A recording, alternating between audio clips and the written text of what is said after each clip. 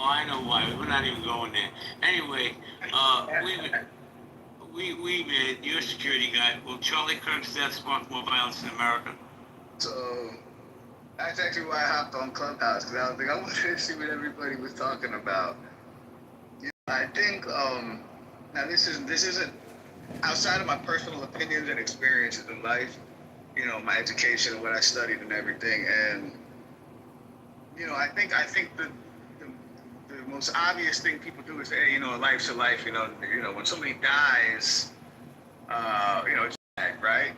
But I believe there's actually a deeper conversation behind that, because I think words actually matter. So, do I think it's going to spark more violence? I think I think we've been there. I think we've been in a boiling pot, ever since the assassination attempts on Donald Trump. It's been a boiling pot, and things kind of continuing to boil over. I don't think this specific incident, to be quite frank, is going to spark anything else. I think we're going to see a lot of things that, which I think the right is going to use it to and raise their base and get that stuff going. But I don't think we're going to see a lot of violence because of this specific incident. I think we're going to see a lot of violence because politically we're in a very bad space in this country.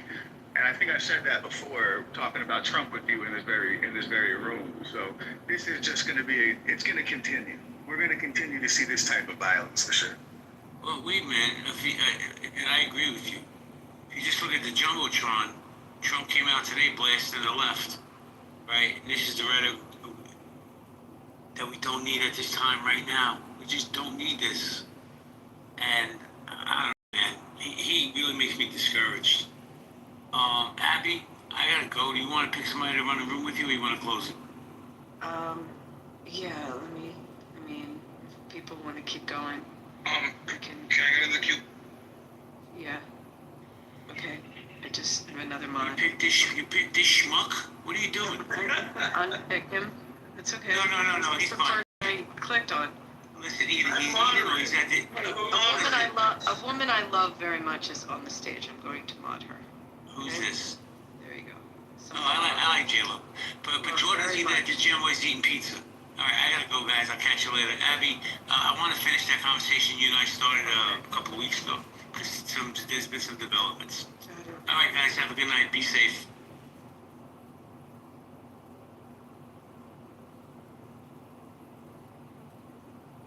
Another episode of Jay Bresca Incorporated. He's got to go take his dog for a walk so he can take his shit. Well, what I was going to say was, because the title of the room, I think the answer is yes, it will spark a lot of violence. Of course, people killed all through the history of man, of time, of existence. Everything's been through violence, all the wars, everything like that. We have talks in my house with family at the dinner table. All these wars, they're because of a reason, and they go back and forth, and people get killed, bro. And we're speaking about Charlie Kirk. It's on Charlie Kirk because he's a true American hero, and people will die behind that.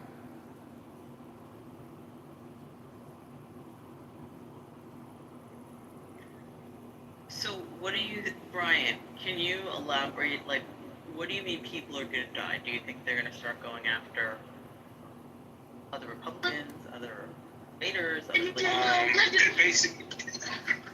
basically means, I'm not going to drive right now. It basically means people will get revenge on basically the people that killed. When they see, I've been seeing, I don't know if they're conspiracies. That's why I don't speak on it, because I don't know if it's conspiracies or not, of who's behind whoever killed Charlie Kirk. But when they find out who did that, people are gonna die behind that, and those people who were behind it will die. You mean you don't think the man they accused of killing him killed him? Or you're saying who backed him? Let me tell you something, bro. Because just because they don't got a do-rag and a bandana and they're throwing up gang signs, that don't mean that they're not a part of a criminal organization Nobody kills nobody by themselves. Daddy, let me farm. Ain't no such thing as killing my. Hold on, put your phone on. Hold on. Ain't nobody behind killing people by themselves. Everybody's in a gang. You understand? So when they find out what gang that was, I know you're thinking of a conventional blood and crip, a hoodlum. But at the end of the day, they're all mafia.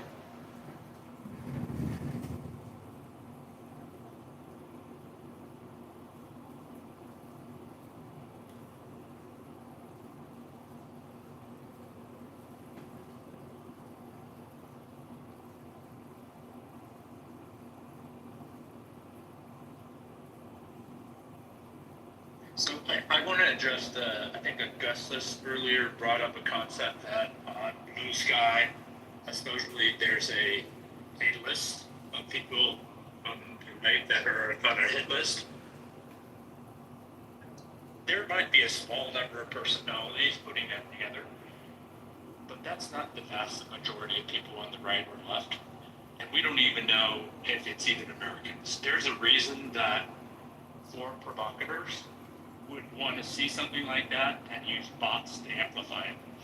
And I don't think Blue Sky has the same amount of money that X does to block the bots. So to that point, I'm not on Blue Sky, so can't speak to how it works there. But even if it was on X or somewhere else, the number of people that really want to see people hurt is very, very small. Well, I mean, Even the people, yes. and it just happened in my city. A guy who was a realtor started posting right after the murder, like really horrible stuff that not only did he deserve it, but like he's happy that he just went on about like that. I'd have to find the posts, but very, very derogatory, very supportive of the murder. And there's a code of conduct, I guess, for realtors, and it went viral. It went viral all over the city, and then it went nationally viral. And this guy had just gotten elected to the board of realtors here, and they removed him. They removed him this year, and I guess he resigned for future years. The real estate brokerage that he was working for fired him. And I mean, all his social media accounts are down now. But when the stuff was up, there was like, when I looked at it, maybe 300, 400 people reacting, that were seeing his posts. And like, the guy had a lot of friends this was a Facebook post. But if you were to read what the guy said and then saw the ramifications from it, it was just really for a professional in a business, and he's in the business of trying, like the weirdest thing is he's trying to go get clients, and sell them houses, and it was just very bad. But there are circumstances like that, and that one, it was, yeah, this one all over the country picked up the story because he lost his position from, I think they call it like a board of governors or of the realtors. I mean, Do you think it's wrong that he lost his position? it's interesting, Shai, because I actually had interaction with this guy personally, maybe a year ago, and he was very, how do I put this, like, caustic, the way you would argue a point with him, a political point, and coming at it as a Republican, he would say something like, for me in my profession, how dare you be a licensed lawyer? Like, you should be disbarred because you're supporting a convicted felon, and no one should ever use you, and no one should use your services, and you're probably really stupid. And just like that would be the way he would respond to a political point. So he what happened with these posts is he was doing that to another realtor, and like really, it was caustic stuff. So I think it might go beyond just someone celebrating the death. It was also the manner and how he said it. So do I think he should sit on the board of governors? No, because they definitely have ethical standards. The same way if a judge did it, or someone. I felt the same way. Yeah. Because I've So been that do you know what I'm talking about, Shasha? Did you see the story? I think I know what the post you're talking about because I've seen like a numerous. I've seen a multitude of them. Like there's so many. I saw one post where she was a pediatric nurse. She was a pediatric nurse, and she basically put on her Twitter, fuck his kids, fuck Charlie Kirk, fuck his wife, just went in. And she ended up getting fired. The children's hospital that she worked out for that statement, saying they don't condone such behavior and terminated her. I'm kind of indifferent because if you think that these political views do not affect the way they treat people at work, you're sadly mistaken. So if it's someone like a nurse or a surgeon or even a teacher that deals with children posting egregious things like that, I think they are deserving of being fired. The only thing is, it is qualified as free speech. As long as you're not inciting violence, I believe in your own good. But there are consequences to said actions. If you know that you have, and if you know you're employed to a hospital, or you're employed as a teacher, I think you should be a little bit more careful with what you put on social media, especially in these times. Yeah, I'll leave it. There was a nerd You're in the Matrix, Bob. You're in the Matrix bad.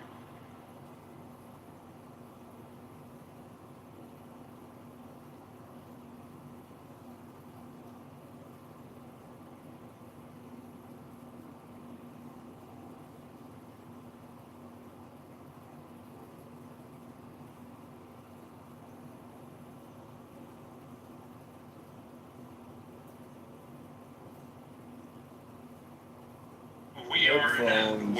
look, I think it's awful for these people to post stuff like that, and they need to think for themselves if they truly believe that it's okay that people die. I think it's awful. Unfortunately, we're in a world where someone like Elon Musk basically implied everybody left the center was a bad person with some of his tweets on Wednesday. And that is also, the thing is, he's been able to monetize it. He is where he is because he's had such a large following, and people misunderstand him getting away with it, other people being able to do it. And that's very unfortunate. They also misunderstand being provocative and going way too far. When someone dies and there's real life involved, it's way different than saying something provocative like Elon has done many times. And also the person that's posted above has done. By the way, I don't know if someone posted in the comments, so it's my photo. That photo was just only to point out the political violence that the left promoted since, 2015. So that's the only reason why I have to go. It's not correct. Yeah, is the left a bunch of paid people that just switch whenever they're told? Because like a lot of these people were like pro-Trump at one point before he ran for president. So I don't know what the left is anymore. Not only that, Jazzy, but I pointed out like earlier, like how they're like now all of a sudden free speech and want to be able to talk shit about Charlie Kirk, his family, etc. without freedom of like consequences. And But they're they also said he like, got killed for the consequences of his speech. and it's like if say the roles were reversed and he was a transgendered, purple hair freak or whatever, and he was going around college campuses promoting transgenderism, LGBTQ+, whatever on the left that he wants to promote. Had a righty that shot him in the neck, their response would have been, he doesn't deserve it, but I'm not surprised. Like, you kind of reap what you sow when you spew hatred. They wouldn't sing that same tune if it was, the roles were switched. But they couldn't say. They condone it. Okay, so Dr. Jasmine, do you condone going after the left right now? Say it again. Do you well, yes, maybe, sorry, that was Shy that was saying that. Shy, do you condone going after the left right now? No. Okay. I don't think any of us I- do. What? That's why I said. Wait. Stan, who would we be going after? Who is the left? Okay. So, That's the point I'm trying to make. hold on, Stan. People feel like they need to be obligated to meet some sort of moment, whether it be on social media or whether it be through morality. And Wow. I feel like people have lost perspective Greg, review Terry Newsom's as to statements what about reality possessing a is. criminal defamation. Well, I would say Yes, this. I mean, Go ahead, Stan. I'm sorry. I mean, no, this is Terry Plato. Newsom projection. So, no, I mean, I would say, Oh, that's Pepe. no, my name's Plato. So who's But you that? sound like Pepe. I don't remember. Yeah, I'm gonna leave the room. Have a good night, y'all. You're part of the problem, Pepe. You're part of the I'm problem. just saying, I'm not Pepe. I'm not crazy. Who modded Pepe? Is he still here? Please don't do that. I don't even. Yeah. Yeah, he's part of Why would he part of even the speak problem. in here, bro? He's part of the problem. He contributed to this shit. Wait a minute. What I'm trying to point out to you So, is that the vast majority of people on the right don't big condone talker. what Trump is trying to do. Big talker. Just because you're on the right What is doesn't mean Trump that trying you're. to do? Just read what he's saying up above. He wants to attack anybody on the left that says something. You don't get to ask for peace now. The peace was over the moment that bullet that guy attacked. I'm sorry. Okay, I'm sorry, Shy. You guys have been politically violent for years. You're Painting righties as fascists, even though just because they're against abortion. You guys painted Charlie Kirk to be this alt-right elitist when he was actually one of the more moderate than anything else. So Can now we that also bring up? he's one of the only guys that were willing to talk to you guys, now you guys want peace, now you guys want civil discourse. That's not how that works. I'm sorry. Shy, let's bring up Louis Maggioni, all the people that came in our room celebrating the death of the CEO of a healthcare company. Like, what the hell was that about? All I'm saying is, it's getting violent, and I played a clip in my room earlier. They're trying to normalize political violence, Check out this bullshit. and it's not normal, and I'm not celebrating it. I don't care if it's the right or the left. Okay, so we can start Wait, Stan, understanding what Stan. the left is. The left. Stan, hold on, please. We have a couple new folks in the room, so I just want to give them some space. Yasser, welcome. Big Brush. Yasser, let's go to you first. Do you have any thoughts on the room title? Will Charlie Kirk's death spark more violence? Hey everyone, it's a pleasure to be here to talk to all of you, and thank you, Holly. A good friend of mine. So being a mod on JB's room just now was awesome. definitely, Can you drop it will definitely spark more violence for sure. It will be give it a couple of months. There is no way, because the thing is, it's keep. How did Pepe become a mod in my space? I'm curious. I think Jordan modded them. I moved him. Credo! In my space.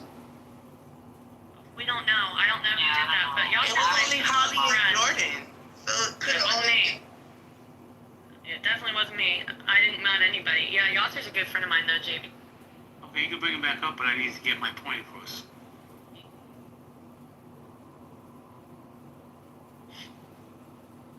Am I good to talk, or what's going on? Yeah, sorry.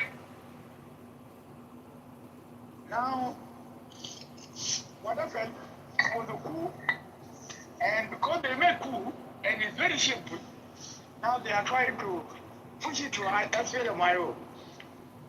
They try to push it to Esfera Mayo, like they try to And they had to boom the room. They had to boom the room.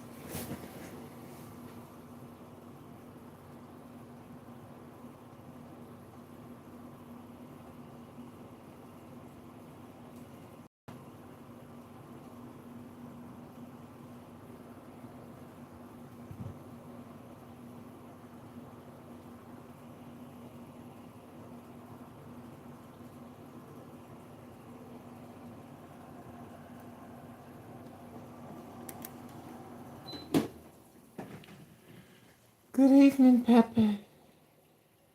My name is Jaya. Thank you for holding this room.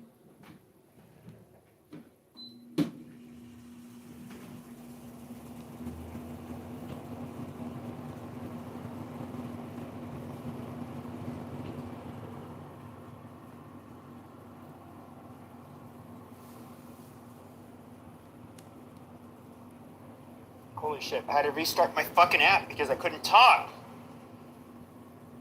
Can you guys hear me now? Yes, we can hear you, dear Cleto. Shut up. So, this is some shit that's pissing me off. So, who's gonna replace Charlie Kirk? Now, this is some shit that's been kind of like getting on my nerves. Dude. Okay, so Ben Shapiro's kind of old school. He's kind of been like doing this shit, right, on college campuses. But then you have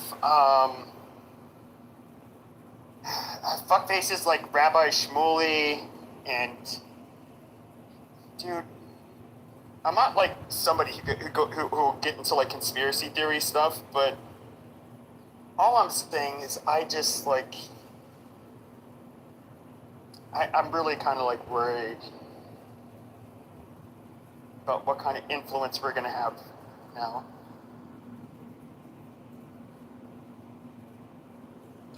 Well, it's better to live with the Jew than to die by the Jew. Just embrace your reality, Pepe. You're going to the audience.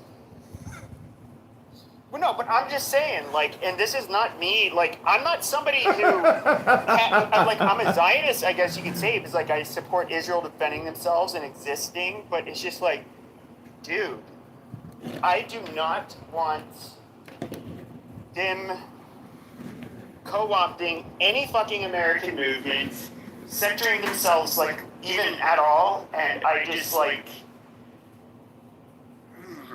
just seeing, like, these fucking vultures since Charlie Kirk has been killed, I can't fucking stand it. You know, Charlie Kirk, he's a good guy. I think he was kind of, like, starting to think for himself and kind of question things, like, right before he was killed. And to all the people who think maybe I'm gonna, like, agree with them that, like, Israel would have them killed or some stupid shit, I'm like, no, I think that's retarded.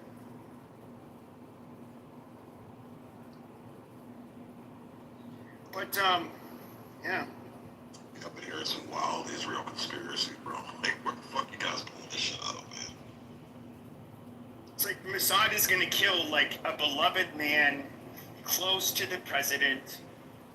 Like, the vice president and his wife were, like, they flew with her, and J.D. Vance was helping carry the casket. President Trump made a speech, you know, gave little, like, I think one newsreel on Instagram and then, like, a short speech online regarding Charlie Kirk. Like, he was good friends with them. And, like, the last thing that Israel would want to do is, like, piss off, you know, the one party that fucking supports them in America. Like, I don't know, it's dumb.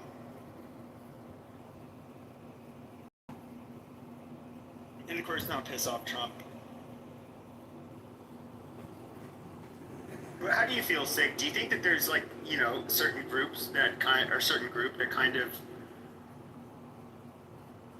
I don't know, pushes their tries to insert their own nation's interest into our Yeah, China. China, but I don't think it's that deep. I think it was enough propaganda to get one of these fucking lunatics pissed off to take things matters into his own hands, man. Oh, as far as the shooter goes, no, I agree. I don't think the shooter has anything to do with Israel or anything. Same here, yeah, same here. I mean, new conspiracy going out. Have you heard the latest one? what? Which one? So apparently, the conspiracy goes something like this: is that there's a group of there's a cell of trans activists that are going around planning these things, and so the shooter, the guy that yelled and obfuscated things at the first, that guy that they arrested at first. Supposedly he was actually hired by this group, and it's a group. It's apparently a group on Discord, and they planned out the whole attack ahead of time. It was multiple people, trans activists type of people. That's the story I've heard, and it's it was the guy's boyfriend or girlfriend or whatever, is trans. They called him the roommate at first, but it's actually his partner.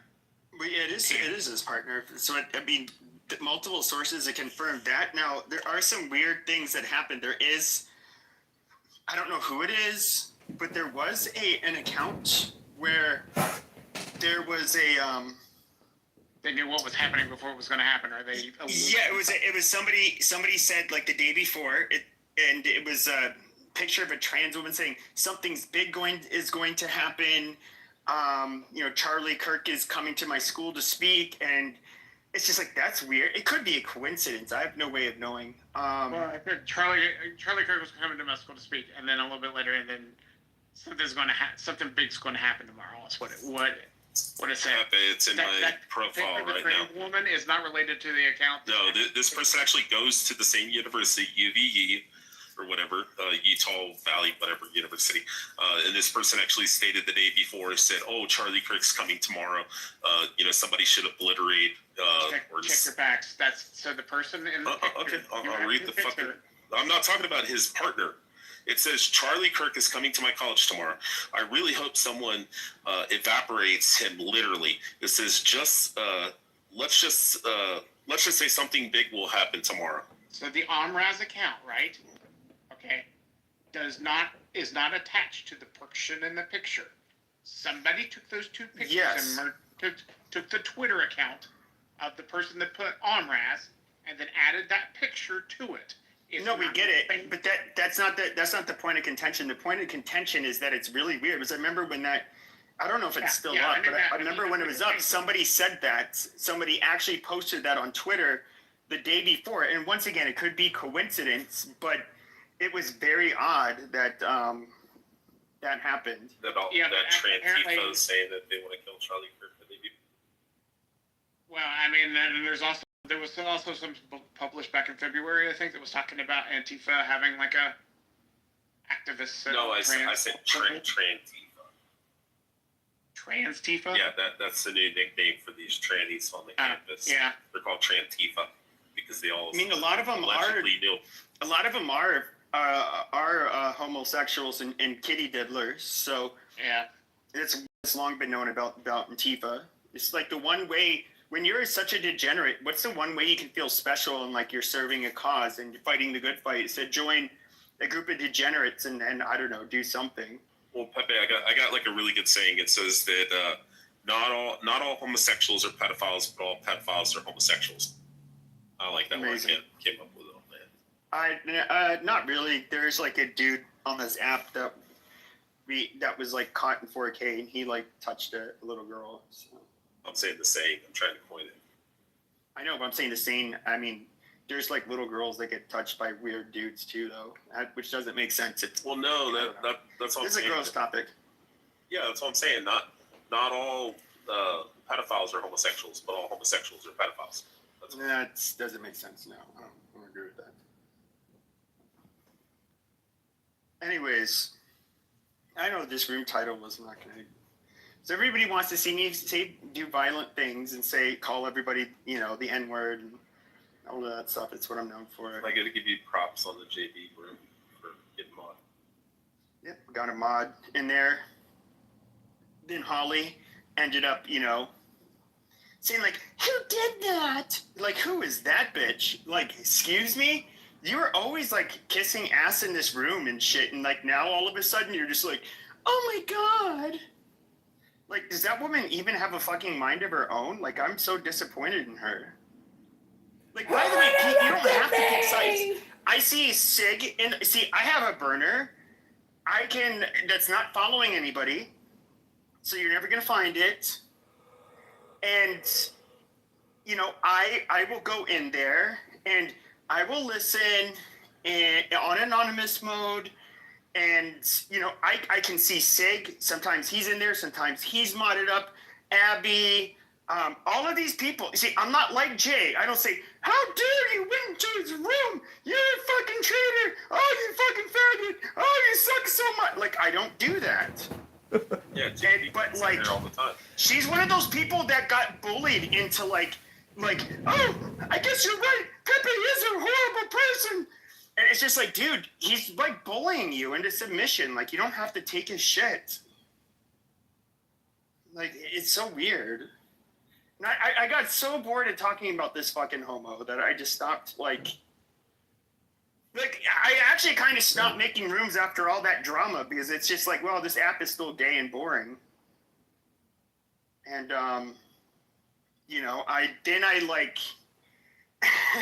I just thought it was really funny to show this motherfucker that I don't even make rooms anymore. And like, oh, guess what? But I'll make them at the same time as you. Oh, guess he's getting more numbers. Amazing. Best moderator on the Clubhouse isn't that good, is he? Not that entertaining. Well, I mean, for the most part, I've left this app for for a long time, and I come back and it's just like the same toxic bullshit. No, it is. You know what I mean? No, it is very toxic. I go into a room and I get kicked out, and I'm like, why the fuck did I get kicked out? Who was in there that I knew? I pissed off like 2 years ago that all of a sudden sees me in a room and now has to kick me out of the room. You know what I mean? It's stupid shit like that. Like, what the fuck? I mean, I don't have as much of an issue on Discord as I have on here. That shit. Yeah, I mean, on here, I will just be like, you filthy nigger faggot. Why did you throw me out of that room? Okay, let's talk about your PTR, you ugly bitch. Like, I go straight to hell. Fuck these people. People say, oh my God, you say horrible shit. No, I actually am like, I'm actually, holy shit. When you see black people, here's fun. Okay, Goats is a good example. Goats again.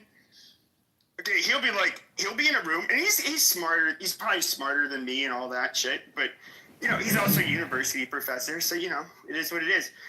But he'll be like, oh, I hear you talking. Oh, so it's more nigger babble. Mm-hmm. Nigger babble. Okay, brother, go on with your nigger babble. And I'm just like, like, I can't imagine, like, me saying that shit. Even though it's exactly what I'm thinking. It's just like, I watch how they talk to each other. Because, like, white people, we just say what we want to each other, but we have to, like, oh, shit, they're black. We have to be sensitive. But then, but yeah, black people don't have to hold off on us. Like, we have to, walk on eggshells. Yeah, and it's just like, okay, then, like, why should we even debate you guys? You guys are just assholes. And certain stuff is off limits. But yeah, it's kind of funny. But yeah, Goats again, he is funny. He's a I think he's more of a classic liberal, but I don't know. Did you hear how much of a narcissistic piece of shit fucking Adams was? Every time he'd come off mic, he would bring the conversation back to him and having to call the FBI because somebody threatened him allegedly. Yeah, well, I don't even want to get into it about Adams. I mean, him and I were cool for years, and so were most of the people in my circles on here. So, I don't. He did say something tonight, like I'm part of the problem. I think he was talking about like violence, and I was like, "What the fuck are you talking about?" Yeah, he was like, I actually say how it's like this violent. I've said nothing but bad shit about. Like, I talk about violent crime and violence in general, saying how it's bad. But I don't sit here and talk about like, oh yeah, you guys, you know what? You just go ahead and find you one of them black men, or you would just rope them up, or something stupid like that. Like I don't do that shit. That's like the easiest way to end up on a watch list too, by the way. Like advocating for violence. Yo, did you see Fuentes? It was the only time I've ever fucking agreed with him actually coming out and publicly denouncing all the. Yeah, he's scared. He's just being a bitch. I know. I gotta give him props though. He could have went the other way, which is what I was expecting. I mean, I think he's matured. Yeah, he's just kind of scared. Destiny sucked him off into maturity. Yeah, that's like such a big open secret. Is like we've known about this for years. Like Nick Fuentes is a homosexual. I don't say this because I disagree with them. I don't say any of that. He's actually somebody I was proud of. Like 6-7 years ago, I remember seeing like this kid and his followers. I'm like, holy shit! Like I have faith in like the younger generation, even though I don't agree with all of his shit. But dude, this guy's never had a fucking girlfriend. It's known that he's, there's a couple of other people that he was known to have, to do stuff with on the right that were not straight. You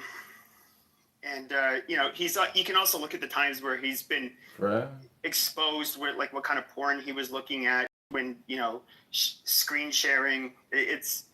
Dude, the guy's gay. Like at that age, how can you be like, what is he, like 26, 27? And he's not been known to be with any woman, like at all.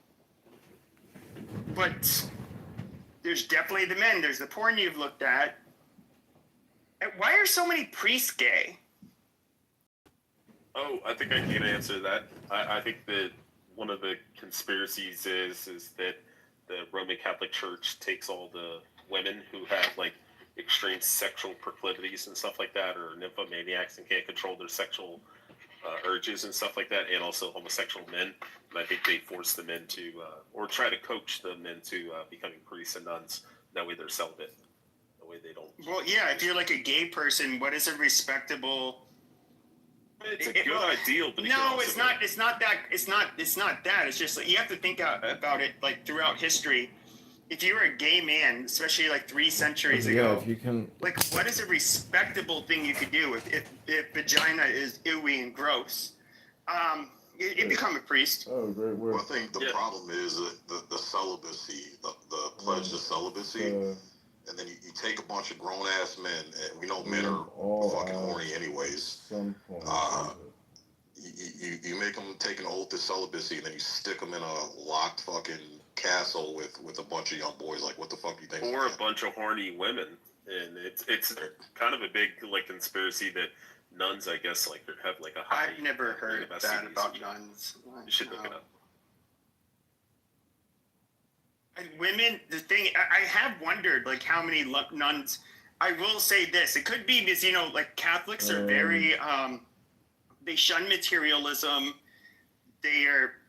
If you were to look at like who's somebody that's like heavily revered, it's like Mother Teresa. She's somebody who gave up all comforts to help the poor. And so like I'm not gonna lie, like going to Catholic school, most of the nuns look like butch dykes, literally. Now, could it be that they were actual butch dykes? Possibly. But I don't know. Like I can't prove that, really. Where did you? Or maybe they were like so unmaterialistic and just so for serving God that they didn't care about trying to appear good looking. Also, where did you get the 6?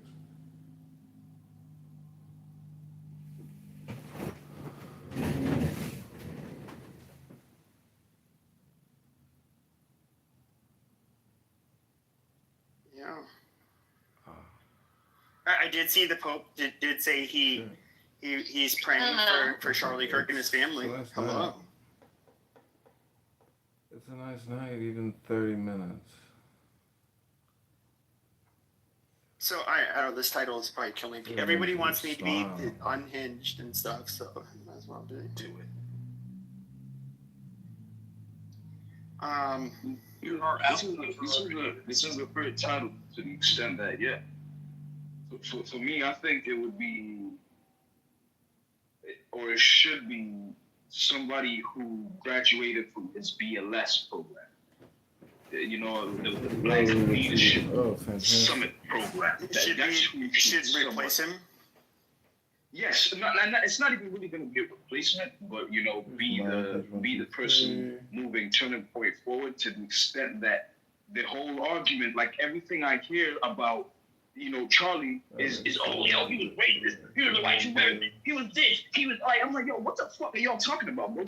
Charlie even watch or listen to the and I agree. Here's one of the weirdest things is even like before I kind of went down my, you know, and I'm not going to say that the summer of brotherly love or summer of love, whatever the fuck you called it, where black people were chimping out all over the country, and that kind of like radicalized me, not because of rhetoric, but I'm just like, oh, you animals, naughty.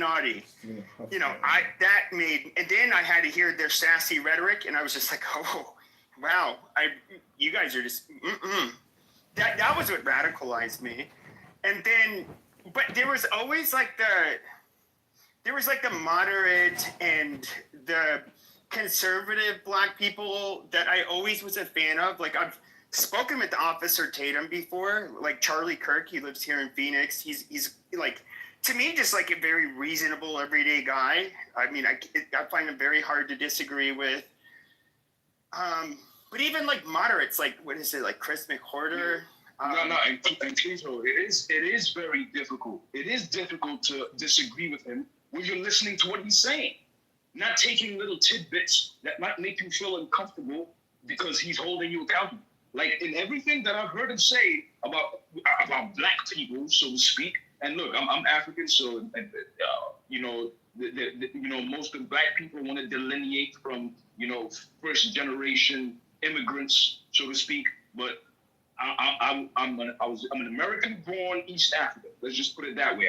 My ancestry is from East Africa, but I was born in America, and I appreciate what America is. You know what I'm saying? These people that don't understand where you live, like it's like do you know where you live? There is nowhere else on earth that, especially if you want to bring up the black, you want to live in your skin. Okay, you're black. Pack up your bags and go anywhere else on planet Earth and make something of yourself. Go ahead. I do think that would be. And he used to do that. I think that would be like a radicalization or de-radicalization program. Is you take all the blacks that like to bitch about the United States, and you say, okay, Uganda, you go. Go somewhere else. Here you go, Zimbabwe. And they'd be like, what do you mean, motherfucker? I ain't got no motherfucking Section 8. Where's my goddamn food stamp, motherfucker? And they would be like, fuck this shit. I'm going back to writing. You motherfuckers is evil. Hey, yo, check this. I'm speaking. Hold on. I'm speaking from one of those. I come from a more affluent side of being from Africa. You know what I'm saying? And I've been back home and I've observed and I've seen, especially after leaving, coming to America. I came to America. You know, I was born in America, went back to East Africa, grew up there, came to America as a teenager, and then went back to Africa as an adult. And I was like, holy fuck. You know, this shit started to make sense because I come from a well-off family. Not too many people come from a well-off family. You know what I'm saying? But what's the funny thing that happens is it's not even just black people. Black people, Latinos, Asians, Europeans, everybody wants to come to America. Everybody, because there's something about America where you can make something of yourself that you cannot do elsewhere on planet Earth. There is, and that's why I'm saying, like, hey, you think, black America, blah, blah, blah, America, this, America, that. Okay, pack up your bags and go somewhere else where you can do what you could have done here in America that you didn't do. And because of white supremacy. White supremacy stopped you in 2025. right? In 2020, let's fucking hell. Let's go back to 2010. In 2010, right? White supremacy was stopping you from doing what you can do to make something better of yourself, but you can go and do that somewhere else on planet Earth. Ain't no fucking way, bro. And I've been to Europe. You know, I'm well traveled. Let's just put it that way. I'm very well traveled. I've been to a number of other countries on the planet, including the Middle East. All these motherfuckers that say they can go to the UAE and Dubai. Good luck. Only if you have money. Pack up your shit and go there. What would you say? I said only if you have money. Only if you have money. The only place you can go on planet Earth without money. You can go there with your last fucking dime and still be able to make something of yourself, one way or another, is America. You know, a lot of people don't realize this when it comes to the United States. They don't know because they don't travel. They don't travel. This is not from traveling, but if you look at the economic mobility, for example, even in the country that spawned ours, which were the UK, the economic mobility there has always been horrible. You've always had a two-tier health system, two-tier school system. The chance of you remaining like lower class or working class and being able to move your way up, it is so much different in the United States. Have you been to UK? We're a place that no, I haven't. But hold on a second. Bro, UK is hold on a second. But like it is a lot easier to move yourself up into a different economic class here in the United States. Like that is something that everybody. And part of the reason why we're so successful is because we do make it easier for very intelligent people, because not everybody. I'm not going to be the next Mark Zuckerberg because I'm not as smart as him, or whatever, or as sleazy as him. A combination of both. But he, if you are a very promising person, you can definitely come here, and that's why entrepreneurs come here from all over the world, because it's a lot easier to make. To blow up here in the United States as opposed to the rest of the world. So, Lord, I have a question about Charlie Kirk for you. I just have a question. Do you agree with Charlie Kirk's statements that Islam is demonic and evil and false, and that Muhammad was a pedophile? That Islam is what? No, demonic and false, and that Muhammad was a pedophile. I wouldn't, phrase it the way that he did. This is so unrelated. Who cares? I don't. No, I'm just asking. I didn't know. You can bash Muslims all you want, but like we're not even talking. I don't. It's like he had a surah in his. It's like if we're talking about economics and just like, hey, do you think it's okay to call black people the N-word? Do you mind if I say the N-word? If Charlie Kirk said that, I would ask black people. Page 4. Look, like to your question, and I think you said that because you looked at my profile, and read that Surah 282. It's about contracts. So there are particular principles, from the Quran that are viable and that make sense to the extent that it's still tied into the Christian or the Judeo-Christian traditions. But at the end of the day, Islam is very militant. Islam is a militant religion that, and like I said, I'm from East Africa, right? Well, I was just getting clarification. Are you a Christian or a Christian? Hold on, I'll give you clarification. So before the transatlantic slave trade, there was the Indian Ocean slave trade. And they used to come to that portion of East Africa where I'm from, that coastline. And they used to take people that looked like me and force them to either convert into Islam. If they didn't, they would get castrated and then be sold into some type of slavery. They would castrate you. You get your dick chopped off.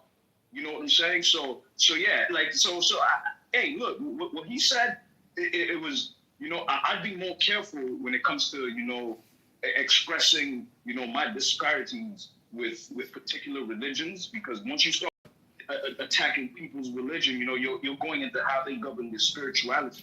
And you have to be prepared to explain and prove and show them what it is that they're doing wrong relating to their spirituality. Christianity was used to enslave black people, so to speak, but not today. You cannot use Christianity today to enslave black people. We were the first to also outlaw it, but I would say this: a lot of people say, a lot of black people like to say chattel slavery was the worst form of fucking slavery. It was so horrible. No, if you look at the North African slave trade, where it didn't matter if you were black or European, there were actually more people from Europe taken as slaves. Yes. By North Africans than ended up making it to the United States. Chopping your dicks off. Yes, they chopped. If you were a male, they chopped your dicks off. If you're female, they cutting off your clit and sewing it up. That shit was fucking ridiculous, bro. No, that's true. And then what they would also do is they would. So what they did, especially I'm sure they did it to blacks, but Europeans in particular, they would chain you in the galleys of a ship. So you had to shit, eat, and row like where you were sitting. And once you were too sick or weak to continue rowing, they just threw you overboard and you drowned. Like that was, it's just like, oh yeah, that's, but chattel slavery is so much fucking worse. And it's not that I'm trying to like make light of chattel slavery. It's just like their rhetoric makes it so that you have to have this extreme empathy for them. And if you disagree at all, it's just like, no, it's bullshit.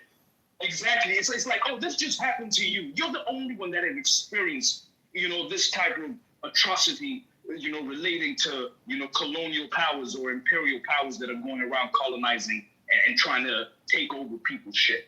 You're not the fucking only ones. Yeah, and that's the thing. Like, even for me, like, part of my disparity, especially, on the Black American side, is that they try to negate the fact that, yo, bro, I look like you. I'm in America in 2025, so it doesn't fucking matter my heritage. Like, nobody gives a fuck. And especially because I have locks. I have locks right now. You know what I'm saying? So I look just like any other nigga. I'm just any other nigga over here until I start speaking, until we have a conversation, and then you'll start being able to know that, oh shit, you're not actually a nigga. You're from here. You're from away. You know what I'm saying? And this shit is the dumbest shit ever, to the extent, again. And this is the thing. Like I was saying, like even going back to the Tyler Room, who is going to replace Charlie? And like I was saying, I think it should be someone that was in his BLS program, right? His Black Leadership Summit program. That's who it should be. That shit. So that it can. Wait. For me, mine is a concession, relating to a concession, right? Because all these motherfuckers, bro, they can't even listen to what the man was saying. He was pro-family and pro-constitution. He was a pro-family constitutionalist. And these motherfuckers don't understand. And that's one of the things that I think that you missed. I mean, that you just said that people do not understand. As somebody who's been around the far right for fucking years, what the far right will always say is take your fucking constitution, shove it up your fucking ass. Your constitution is what has led for your country to be the way it is. And especially a lot of them end up taking a fascist bend where it's just like freedom of speech. Like, what? So you can say to let the enemy speak? No, absolutely not. These are not people that are tolerant. And so I just find it really tolerant. Funny. They're not even people that are educated to the extent that people that speak against the Constitution. Have you read it? Have you read the Constitution? You know what I'm saying? There's some declaration. There are some. No. Hold on. No. Trust me when I say this. There are smart fascists, and even like, if you were to go to like the most extreme end of the far right, which I've spoken with a few of them, they're probably in prison now. But like neo-Nazi accelerationists, which they have a very bizarre formula for how they want to achieve their utopia, and that is basically. And before I describe their what their formula is, what they seek, or I should say, some of their let's just look at their qualifications. Like William A. Pierce, he's a doctor. He was a physicist, a very intelligent man. Nobody would call him a dumbass.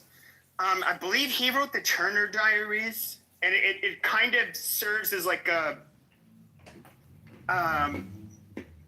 way. It serves as a fiction novel on how to achieve accelerationism, at least if you're a neo-Nazi, because there's other forms of accelerationism.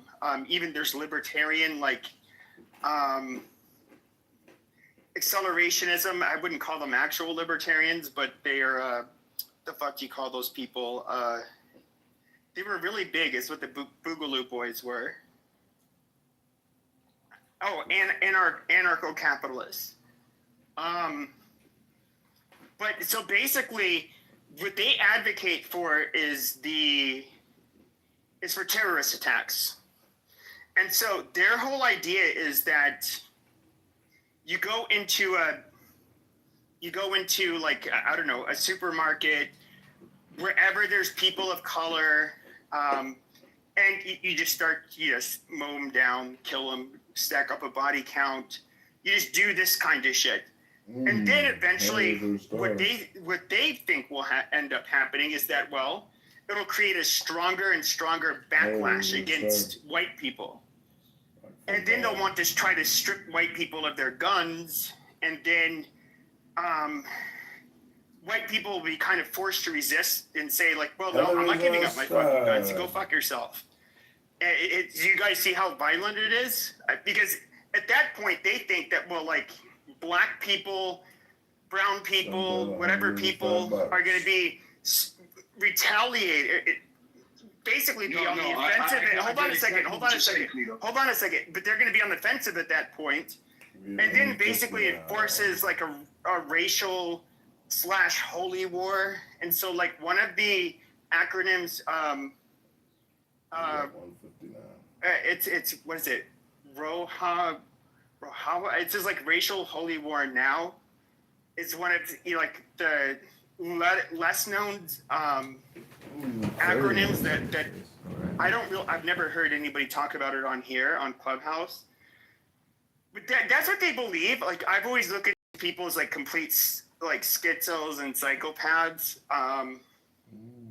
But I mean, I think it's it's a hypothetical thing. If you're a truly evil person, could it possibly achieve their goals? I have no fucking way of knowing.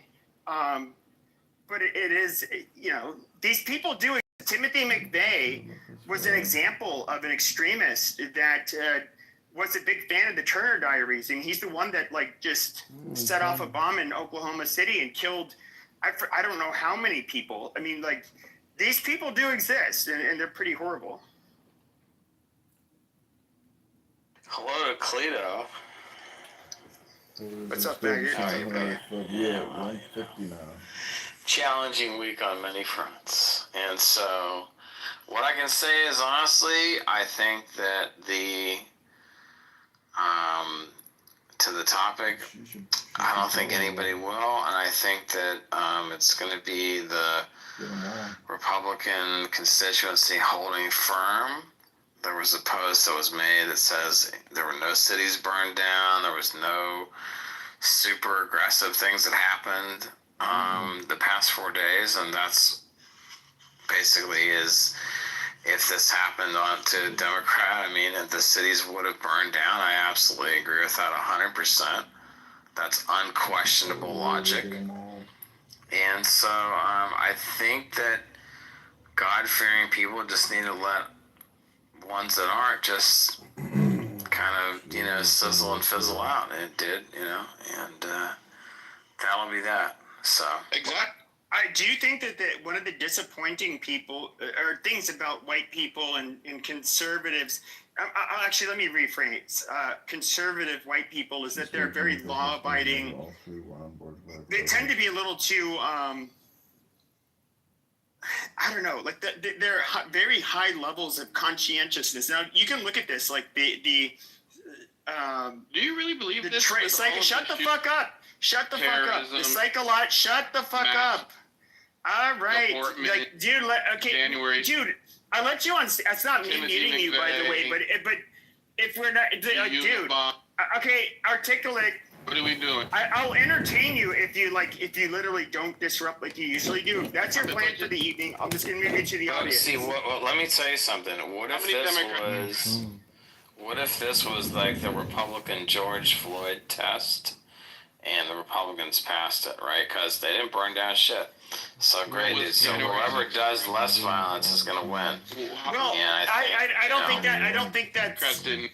So it would. I would say that like when it comes to like winning hearts and minds, like the one thing where Democrats do show their ass is that like, look, I'm somebody who's on the right, but if Sam Sater or like I don't know Ezra Klein or one of these shit libs was at a university speaking, and I would have heard that bang and seen him bleeding out of the neck and heard that his children were there, and I saw like this is where I think there's a difference is that if I saw right wingers like laughing about it, like I would actually.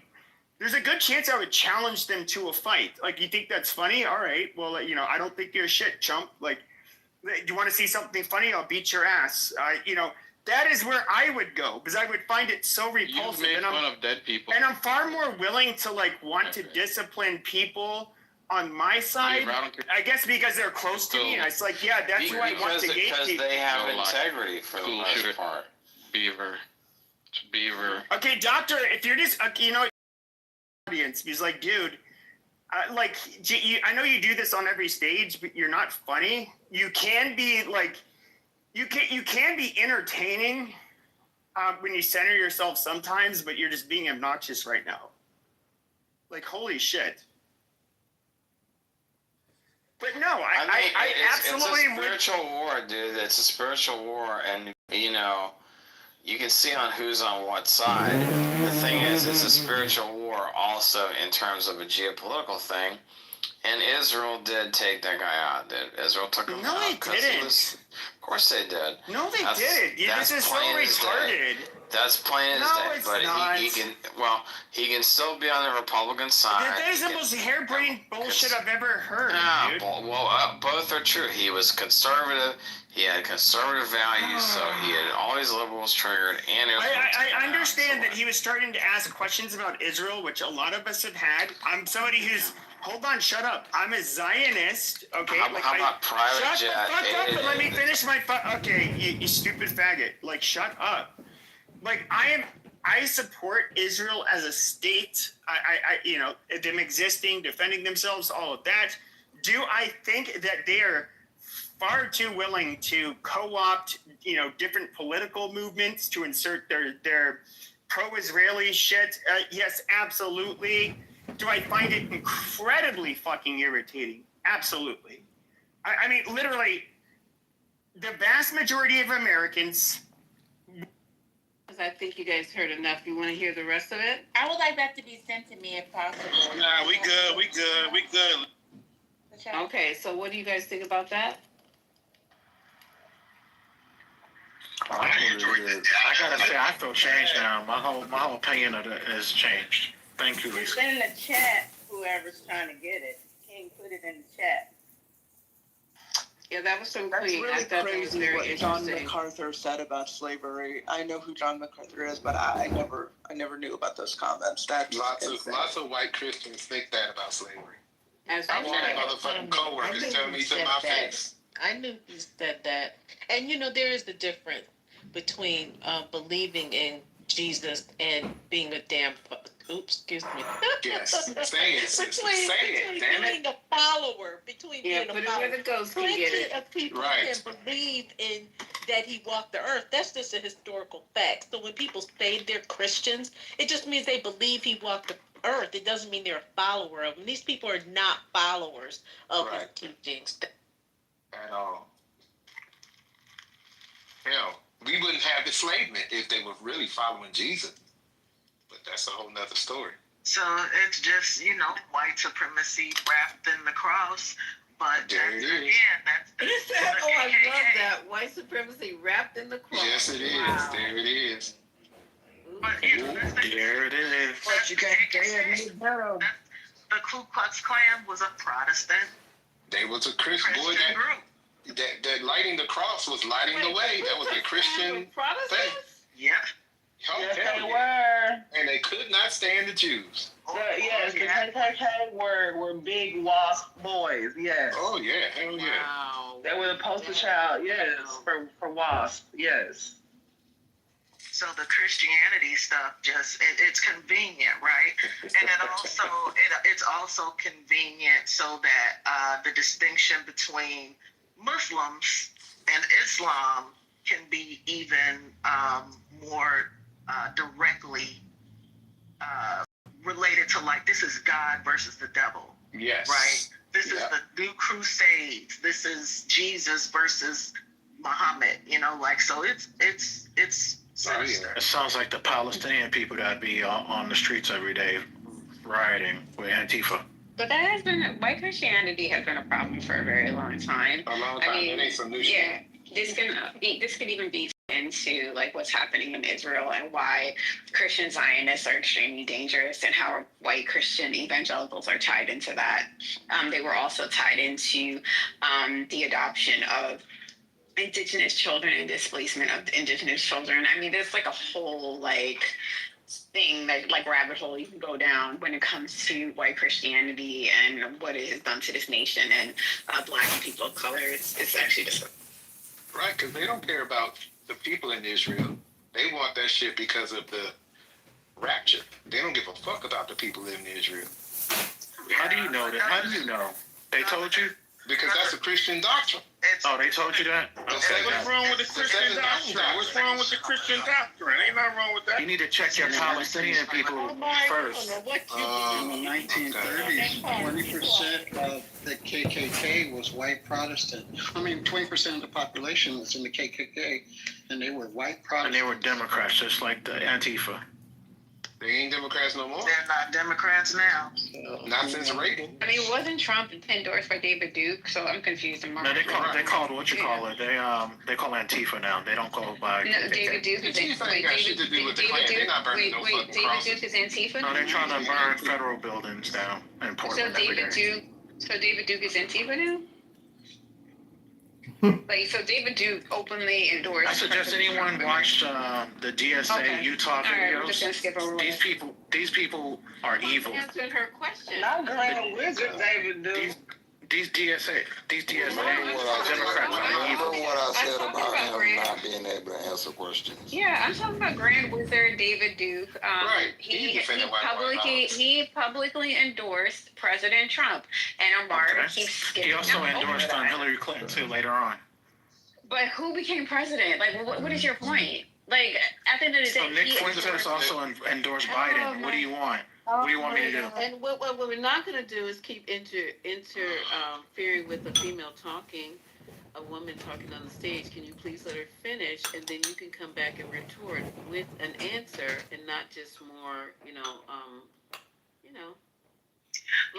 But I think the important point to take away is that because this has been so intricately linked with religion, that we do have to be careful in the ways we approach both talking to people who have been radicalized in this bullshit, but also making sure that we can't, not letting people rewrite history and idolize this person, because they're gonna try and make a statue for him or something. I think they're trying to make a holiday. Yeah, that's already done. They shouldn't kill him. It's already done. Y'all made him a martyr now. Unfortunately. On here. Man, the killers did it. Okay, Trump in the right. But do you know how words work? Y'all is not the killers. Trump and the right have been very y'all, they're not talking about you guys. I mean, it's not taking it personal. Y'all, that's what y'all means. I'm sorry that you don't have a good command of the He was killed by that's what y'all mean. Trump and the right have been very strategic in using Christianity and galvanizing the Christian base in their favor. If you go to places like the Midwest, I'm assuming that most of us live in the cities, or we live on the east, on the coasts, right, where we're not going to see these commercials, we're not going to go to these types of churches, and they have been very strategic at having they've been very strategic about having a stronghold specifically in the Midwest. Wait, somebody's talking. You're the only one speaking. Oh, I keep hearing someone in the background. Sorry. They've been very strategic strategic about who they are speaking to, going to churches in the Midwest. If you see like the commercials in the Midwest, you would be alarmed by what you will see. It's a lot of propaganda, a lot of lies supporting the right, and demonizing the left. That is what they've been doing. They have been using evangelical. Is this Turning Point? Sorry. No, it's just Trump and his base. Trump and his base have been doing that.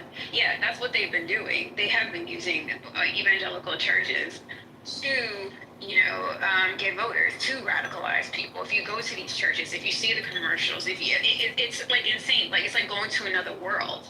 And so I think like a mistake that we oftentimes do because we live in cities or we live in coastal states is that we forget about what's happening in the Midwest, what they are seeing, the messaging that they're receiving. And it's very different from what we're seeing. It's very. Can I get a moment to respond, Lisa? Here's the thing, okay? So go ahead, Omari. So the left has been losing Christians well before Trump came on the scene. You can go back to 2012, the Tea Party. So factually, you have to actually go further than that to actually look at how the left has been leading out Christian support. That was never my point. Yeah. So you can say the propaganda is not from Trump. See, That was never my point, Omari. this is a one-on-one conversation, Deborah, between her and I, not you and I. That was never my point. My point is that they're using evangelical churches. But you keep saying Trump name. That's been going on longer, well before. So I need you, like culturally said, words matter. So you need to say. And my words were very clear and specific. Why are you gonna read me while I'm talking? Saying that's on you. I was very specific. Honest as well. Okay, so can we agree that the right has been doing this longer than Trump? Can I ask her a question? Can I get her to agree on that?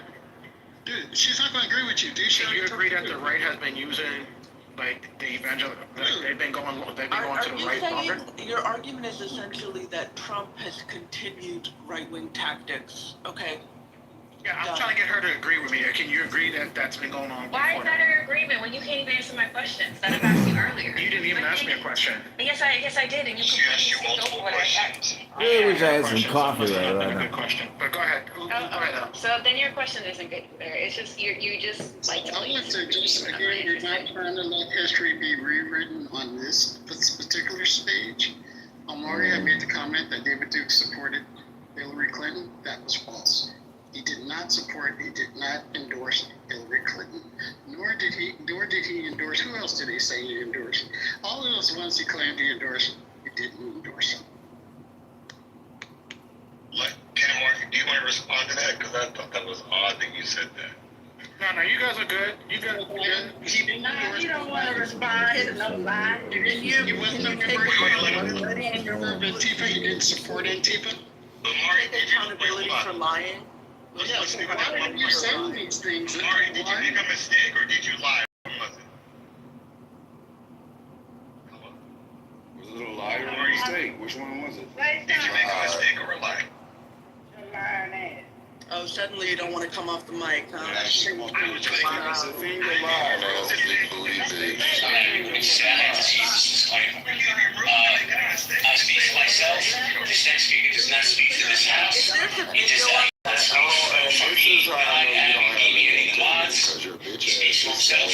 I mean, just give me a minute. I have to say what I actually this is the case. This is why I treat your bitch ass the way I treat you. Because you're a liar. The truth ain't in you. All on the same page.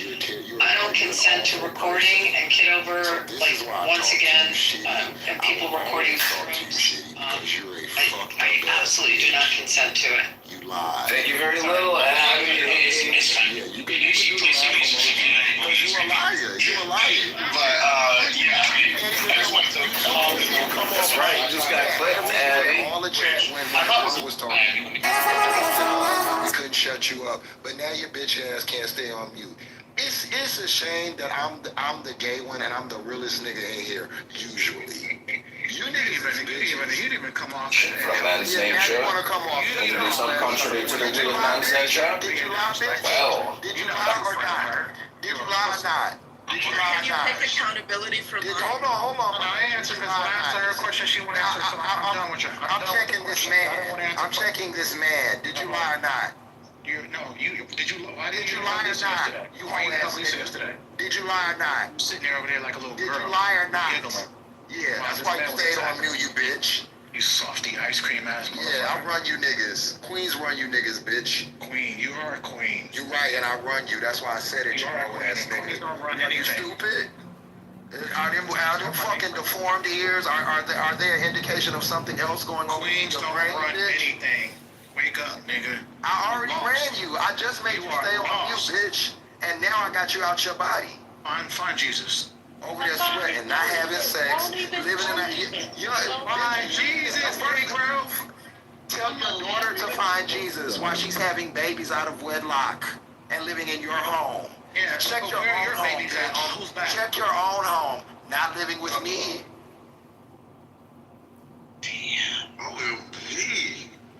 Mari, you are the worst Christian. Bitch, you live with grandkids, ho. Hold on, you should never say anything about Jesus out of your mouth. You are no example for him. No, he needs to find Jesus straight up. Shut up. Me and your daughter, we'll go to. You want me and your daughter to go to church together? So cause she having babies out of wedlock, not me. Your judgment will My daughter doesn't even have a kid. This is my son, and he's out of wedlock No, and living with you. It's my son. You don't even know So anything. something's not clicking. Did you not teach him how to provide for himself? At least my son Because I was out the house. Your legacy dies with you. And I'm a single fag making over 100,000 K. So I'm paying for your kids some way. So I need a report. I need a progress report, bitch. You're gonna have an AI. I need a progress report on all the kids over there. Fuck out of here. Tired of paying for you and your fucking bum ass. Your baby's gonna be a Megan or it's gonna be a little Chihuahua. Your baby is a Megan. Your baby's gonna be a Chihuahua. Your baby's a Tory. He lives with you. Producing kids out of wedlock. No. And you're standing up here talking about you're a Christian. You're not gonna have Way to go. Way to go, Dad. Your kids are gonna be on someone's belly button all for the rest of your life. Okay, well, they won't be living in my house with their whole family. Wait, what does that mean, Amari? Oh my You're a liar. Hey, no jumping in. Let them have it. You're gonna be living on your belly Liar's button. gonna have to stand in his own light. That's all it is to it. Y'all niggas be trying, I'm the not person trying to you go with kids is personal. on your Only face. reason I'm going The personal mask. with you, that's fine. That's where their All kids that. are at. All that, niece. I got the money. I got the money to afford it. Can you pay for your kids' apartment? On your chin. Can you put your kids in an apartment, or do they live with you? Your face, your kids. They put your kid. That's cool. I can afford it. I can afford it. You can afford to have I someone can afford it. pop their kids on your face. I can afford it. You pay for people to pop their kids on your face? I can afford it. Okay, I can pay for your you want kids. them to rub that shit Like a on donation. your tits too? Did he? Because I was raised You want right. that to raise it? I was educated. My mother made me go to school. Did he? My mother made me go to school. Wasn't none of that having no kids out of wedlock. I'll rub it on my nipples. And when I got my first degree, she said go get another one. So I can help you out if you need it. Your degree was a waste. I can help you out if you need it. No. You don't need help. You need Jesus. No, you do. You live in a house full of Stop kids. having people You live in a pop house kids on full your of face. adult kids. Stop Charlie Kirk would not go having for people, this. and stop popping your kids. He would actually and say get you your fell life into the trap of the black stereotype. Stop popping on people's faces. Charlie Kirk Stop having literally people pop on your said, face like Brian if Pitzer. you have kids out of wedlock, he was like, that's bad for the black Your whole community. face looked like Brian. So that's what Charlie said. Did you say when you met him and you had Your the whole beard? face looks Did like you tell Brian him, Pitzer on the hey stage. Charlie, I have kids that live with me and they're out of wedlock, and we don't really know if the dad is doing his best. Charlie wouldn't have been like he wasn't going for that. Man. He wasn't going for that. Yeah, because I take care of plenty. The of only kids. man's. I take care of plenty of kids, baby. Pay tuitions and all that. Yeah, you pay. Yeah, Charlie wouldn't have liked you too much, Amari. Morris, he muted you. Come off mute, brother. We can't hear you. Okay, Mari, stay on mute, please. Right? So when segregation ended, right, black people, when slavery ended, actually, black people were just forced wherever, right? So they had nowhere to go. And then there was laws put in place to put them into prison and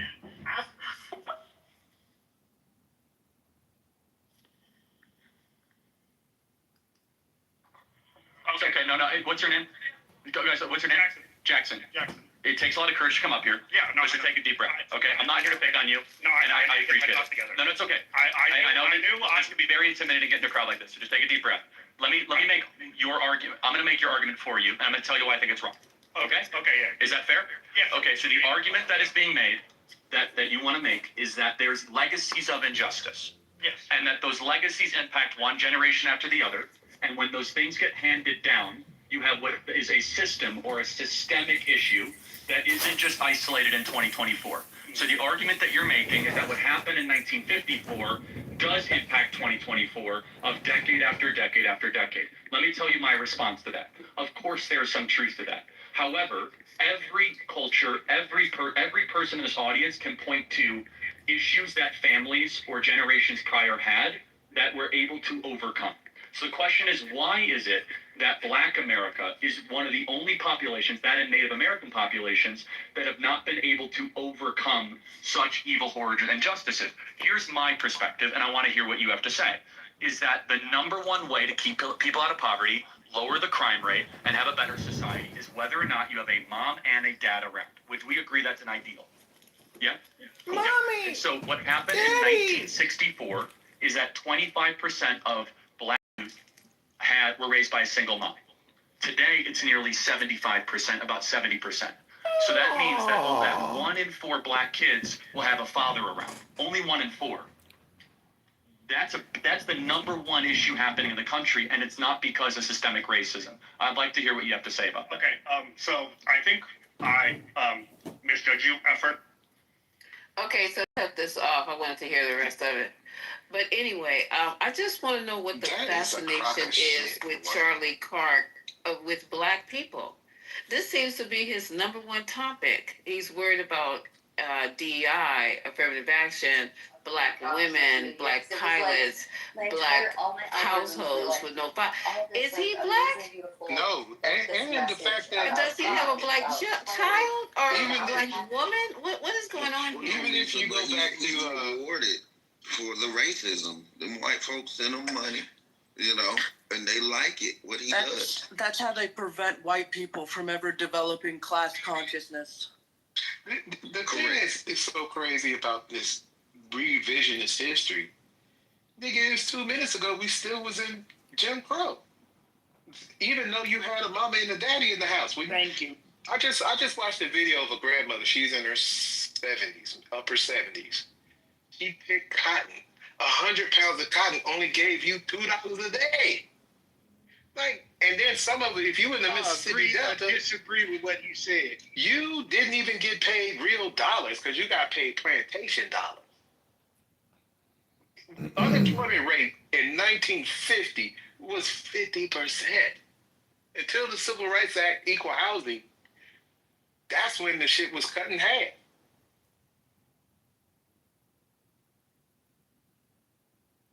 I mean, we used to get arrested and beat up for not getting off the sidewalk. No, I agree, but it was illegal to read for Black people back in the day. It was illegal to fucking drink from a fountain.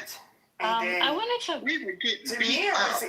he's okay, but you got to agree or disagree with what he said. I'm somebody who disagree. I think disagree. Well, that's y'all part of the problem. But you hate yourself, bro. And I also So I understand why you would agree. But one thing Julian said that bothered me is like he said that we had land. Back then we had land. Do you know what happened to Black people when they had land? Do you not understand that? Do you not understand that white people, when they desired the land that you own, they would easily come and either murder you or chase you off your own property and claim it as their own? You know that they did that? They did that. Yeah, they did that in Kansas City, downtown Kansas City, Missouri. That is what they did. The whites, they saw it as prime land. It was mostly Black people living there, and they took it over, chased them out. These people ran to the railroads, and that's why they were all displaced. They ran to the railroads and jumped on whatever. jumped on whatever train cars that they can get on, okay, to avoid getting murdered. That is what was happening to black people who owned the land. 11 million acres of his land. That's not even getting me started on the history lessons more. You let's get back to the kayak. I'm trauma dump. This is not trauma dumping. Right now. Let's get back to the It wasn't that long ago.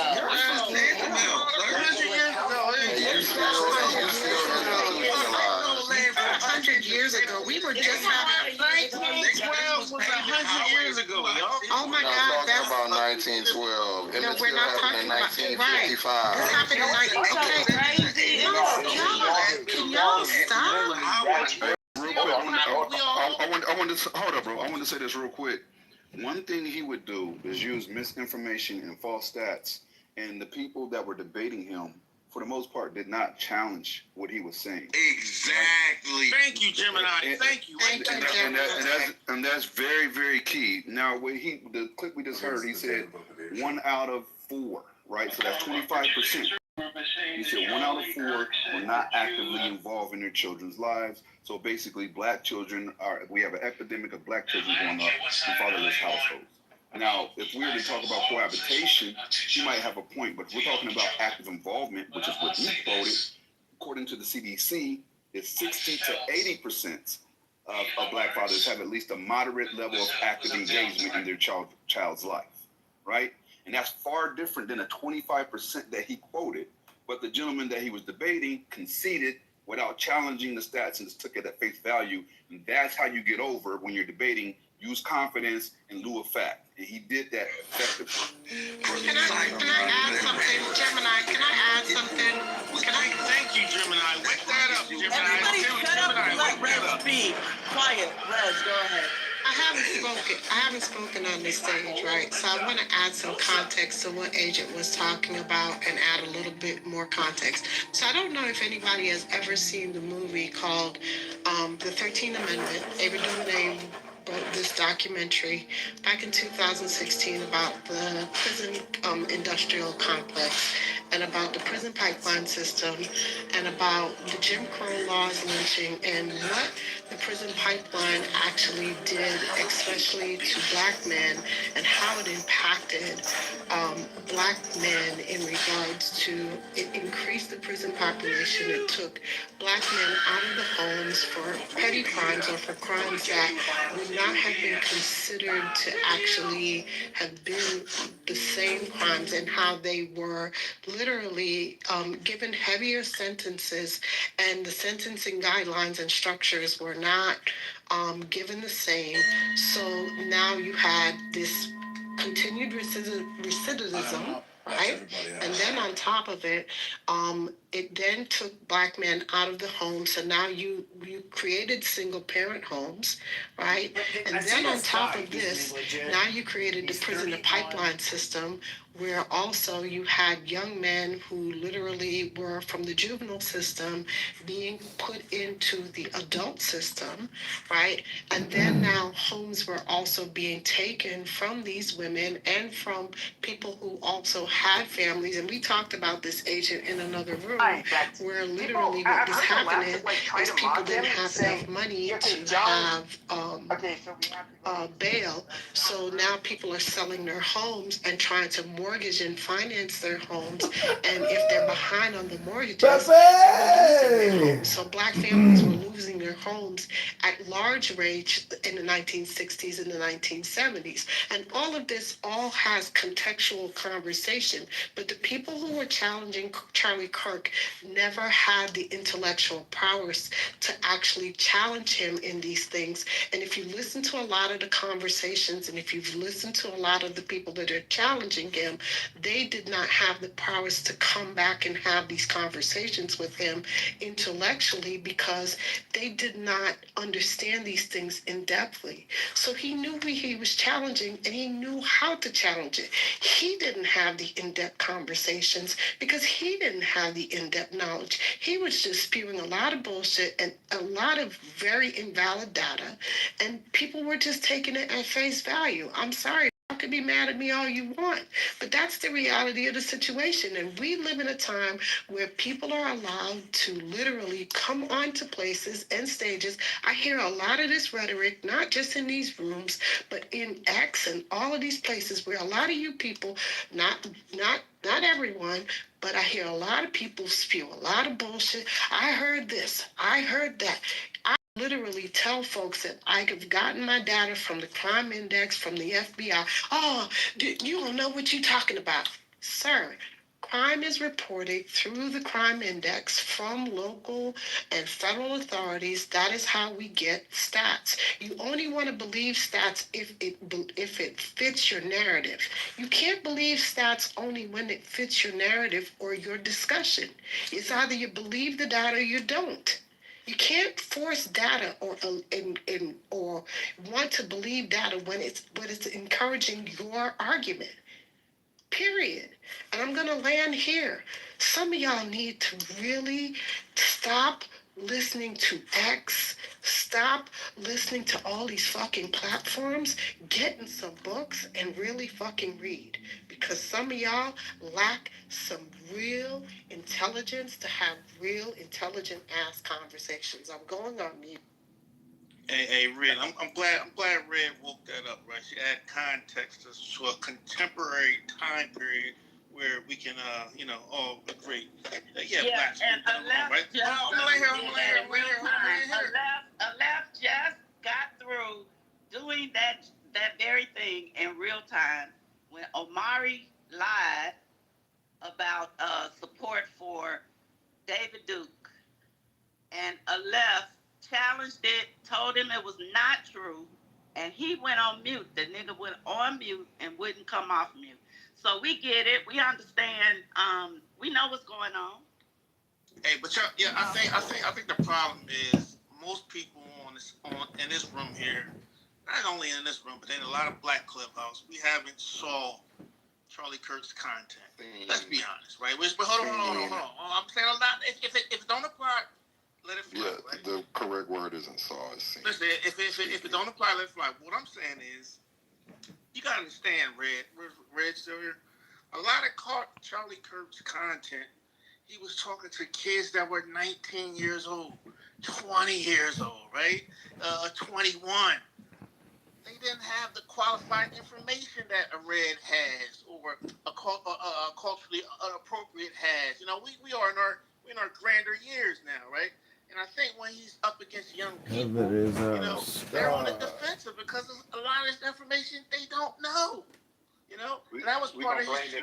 He wasn't What's the excuse for you old motherfuckers that believe this shit? See, my teenagers ain't with that bullshit. But I'm saying, how many teenagers know the information that Red just provided? Not many. My children do. I'm sorry, but my kids do. I raised my listen. I raised my sons.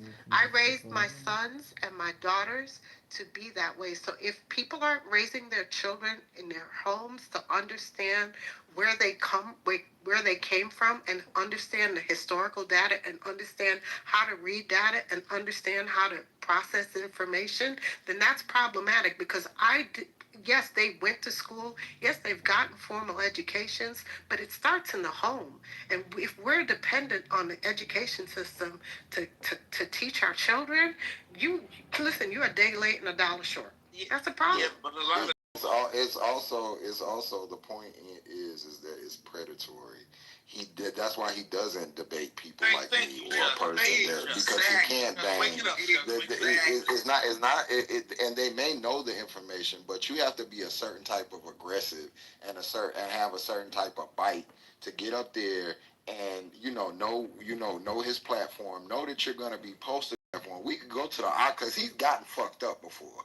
Let's be like he's gotten destroyed. He got destroyed by all them Cambridge University students in England. When you pick and choose insecure, kids that they don't really know their way around this stuff. They may even know the information, but they may not know how to deliver it. And if you bombard them, him and Candace have this very specific way of debating where they take stuff, and they ask you stuff that, like right back at you, and like try to throw you off your square. You have to be super confident. So it's not that they just don't know. They're young.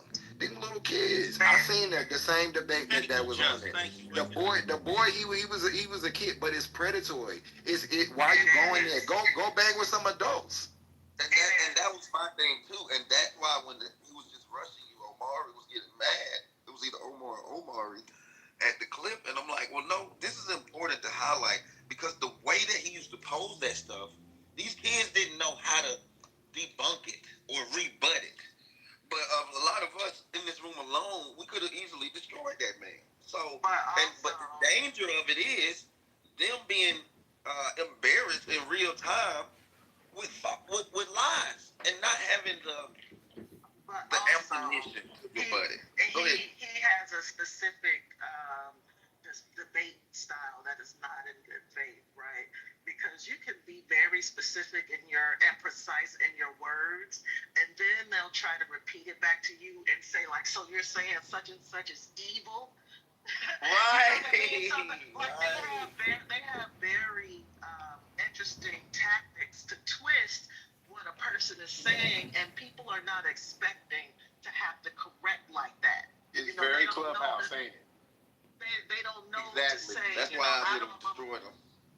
I don't believe in good or evil. I'm just stating what it is. It's racism or something to that nature. But him and Candace, they will go off and they will just take something that you say and they'll either amplify it so that it sounds ridiculous because they know that they know that works with a lot of people.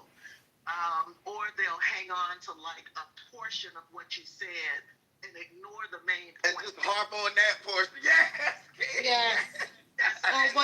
And they take one word and hang into it, right? And then what they do is twist it. So what they do is for a young person, it's hard to regurgitate. And so what they'll do is they'll spin and spin and spin in that situation. So it's hard for them to get off of it. And the person doesn't know how to redirect. And if you're not sure how to redirect and debate, it's very hard. So if you don't understand debate decorum, you're not going to be able to challenge somebody because you don't understand debate decorum. If you never took debate in school, or if you never did moot court, if you never did any of those things, you're not going to understand the tactics that they're using. And these are very basic tactics when it comes to debate. So they're skilled in it. Right. And that's why when they get in front of real scholars like Destiny, he can roll over a lot of people his age because of the way. And I agree with some of what he says, but like I've seen him be on the same stage as like a fucking Finkelstein, and like these prominent scholars, and he sounds like a child because they have all of the facts, they know the dates, they know the details. Our kids, like I read to my son, especially since we live in the burbs, I made sure that he had a sense of identity, and he also had a sense of what our history was as a people, our accomplishments, and our the fact that we're all the fucking same, right? And to not be a self-loathing Negro, right? And so, because he came across these same influencers, the PewDiePies. When he was in junior high, it was PewDiePie, and they were doing this subtle racism, even on the video games, where they would be on the headphones talking to other people playing the game, but they were strangers. They would all be saying nigga, like everybody, like the white kids, the black kids, and I would be like, dude, why are you kikiing with these motherfuckers with the N-word? I said I stopped him and I corrected him, but I wasn't even aware like the influencers on YouTube that there was this pipeline that was directing these white suburban boys and some black boys down these alt-right rabbit holes. And they got a whole generation. I think it's too late. They already got the generation. That's why they had that film, Parenthood. I think it's called Parenthood or some shit about that kid in London who killed a girl and he had gotten indoctrinated with the manosphere shit. Like a whole generation has been exposed to this bullshit from what's the guy's name? Andrew Tate? Andrew Tate, yes, Andrew Tate, and all of these personalities. This shit has been in their heads since like junior high. My son's 21 now, and that's when I noticed it was when he was in junior high. So you know these kids that are coming up behind him, like they've been thoroughly indoctrinated with this bullshit. And I think we need to be talking about how to get ready to confront this new batch of white supremacists, because the internet did it. It did what it's supposed to do with these fucking rabbit holes in the algorithm. Yeah. And to your point, Queen, I think some of it do intersect, right, with Manosphere and what Charlie Kirk was doing. But remember, it was a reason why Charlie Kirk is doing this, right? And think about it. Charlie Kirk, Queen, is only 31 years old. Imagine all of us in this room at 31 years old and how we've changed to be a better person, or some of us worse person. May I? Because I just turned 30 in June, and I don't know. What are you saying? No, let her respond. I'm saying is, my bad. Yeah, he's 31 years old, right? He had the ability to change. I guess we're not going to know now, right? Who among us was not a racist when we were 31? Hold on. Listen. We are never going to see his development, or as Julian said, his growth and development, right? Shout out to Chicago, right? We're never going to see that, right? So I do agree with you, Queen, that some of it is a manosphere intersect, and it's a reason why. Democrats pretty much said, we ain't thinking about men, particularly young ones. Right? So it was a void that was filled. Hold on. That's why Obama had my brother's keeper. Queen, hold on. It was a void that was filled when you had young, in this case, white males who felt left out of society, right? Shamed to be football players, shamed to drink a beer, shamed for these different things. So this is what you do, and this is what the country produced. A Charlie Kirk, right? This is what the country produced. An Andrew Tate. And I can go on and on like Andrew Tate is the narrative, sir. Hold on. Yes, he is. His father's African American. So she's going to be first to respond to him, then the rest of y'all. Yeah, and I'm done here in 5 seconds. You know how short submissions, right? So, Charlie Kirk is what America's been wanting, right? And he appealed to the Generation Z. And I'm not mad at him. He wasn't my cup of tea, but I understand the assignment. And he's not here now, so he's going to live as a martyr now. What is the assignment? What is the assignment? What is the assignment? We already went over that. Queen went over it. Anyway, I have a clip of Charlie Kirk getting folded up. Would you guys like to hear? Go ahead. Mitch, if you want to respond first, or do you want to go ahead and let him hear the clip? All right. Oh my God, somebody want to. No, BT, it's always go ahead, Jess. Okay.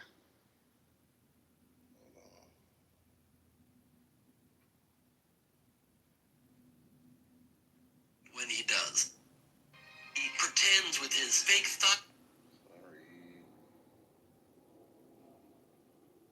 Phases of just simply developing, which is before something is born, which is when life is generally determined. So first, a classic clip. Question, do human beings have tails?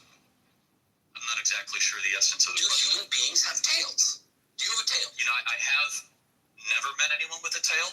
I'm not exactly sure the essence. Exactly. But fetuses have tails.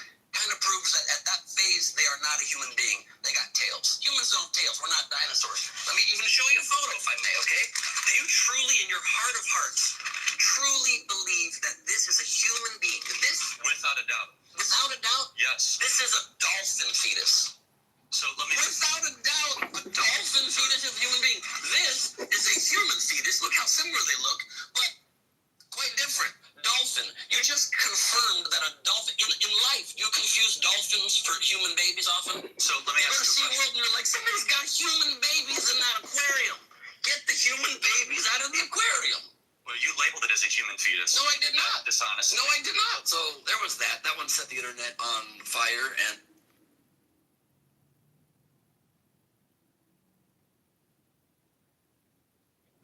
But this is your leader. We want more. We want This more. dude, No, he's not a leader. He's not. Stop saying it. No. You just went on a diatribe about. This is why y'all be dumb, bro. Y'all, we do this, we do that, but you do this to a motherfucker who is going for abortion but can't tell a human fetus from a fucking dolphin one. That's your leader. This is who y'all are following into hell. Listen, we've heard Culture. his racist They- comments so much. Think of something you're gonna get packed up. Okay. Please give us more. Well, yeah, talk amongst yourself. I queue it up because it's like a whole live stream mode. So I'll be right back. Okay. Was he actually looking at a dolphin fetus? Like, Yes. yep. He set him up, Julian. He set him up. Oh, okay. Yeah. You got. That was a. You have for the truth.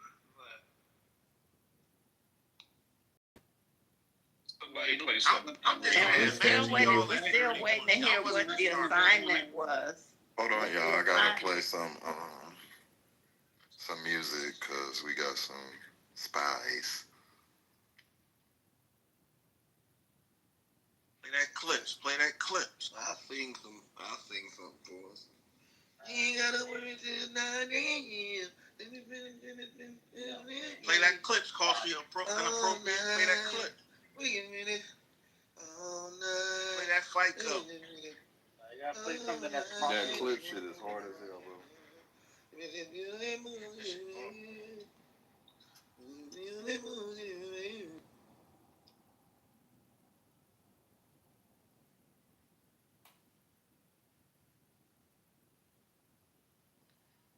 going on? They were doing a lot of verse.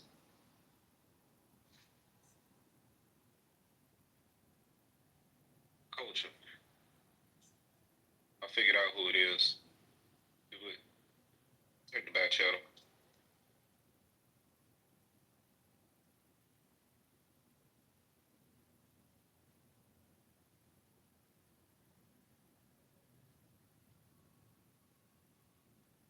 Who dropped that, bro? Who dropped that?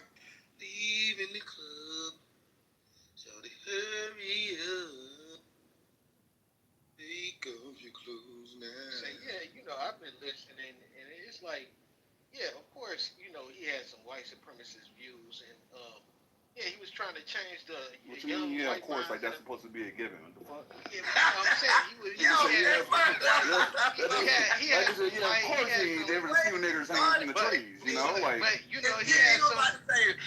had some. He was trying to change. Hey, no, stop there. Stop there. We're not gonna normalize. We're not gonna normalize racism. We're not normalizing racism. He was trying to change. We're not gonna. Oh, by the way, racism. We're not doing that.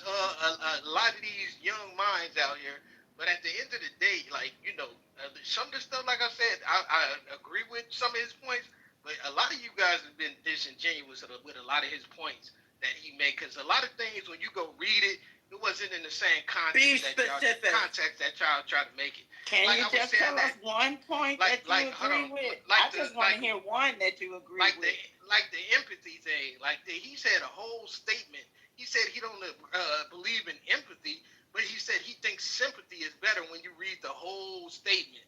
You guys made it seem like he just, don't have any empathy. He just, said, I don't care about nobody. Nigga, he said we shouldn't be flying planes because we're not smart enough. No, that was. What are you talking about? No, what Lisa played earlier, he was talking in the context of that lady saying that she was had affirmative action or whatever, and she got into the his position with affirmative action. He used that plane. He used that pilot saying basically if it's a pilot crash. If if it's a pilot that's not, qualified, I don't want a person that's just black not flying a plane. See, that's what I'm saying. You guys take things out of context and then try to make it seem like they make the. You guys take it out of context. Wait, wasn't his response to the plane that crashed, and they automatically assumed that like the pilot was a woman and the other pilot was black, or maybe I got the stories like mixed up. There was a helicopter. Yeah, the helicopter. That was a response to the helicopter crash, right? But you know what? When he said what he said, what I heard, and the way I heard it, was like if we in the day, it's the equivalent of saying, of course there's a few niggers swinging from the trees, and Master does whips a lot of them out there, but he does say some good things sometimes. Every now and then, every day he said chicken is good, and you know what? Chicken is good. So. And Julian. No, I'm saying, you guys don't have to make things up to make y'all point, and that makes y'all are making anything up. So Julian, I just have a question for you, okay? We're trying to paint a narrative instead of being all right, Julian. But here's a real question for you that's related to the subject, okay? Now, he said he would question if a black pilot was flying a plane, the credentials, right, and the qualifications, right?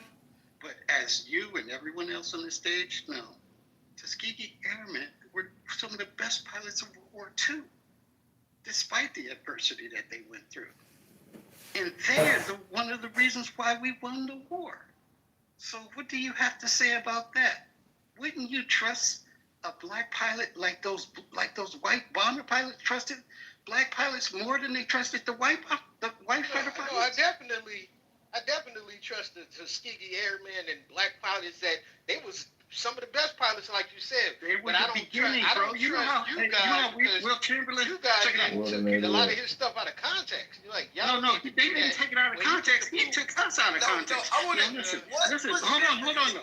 I want to launch out, brother, so you can really give it to back up. Hold up, BT. Let her finish what he's saying. Go ahead, Alef. Okay. So, you know how Will Chamberlain was one of the best basketball players of his day. These black pilots today are the Michael Jordans and the LeBron James of flying planes. In fact, they're the top pilots, dude.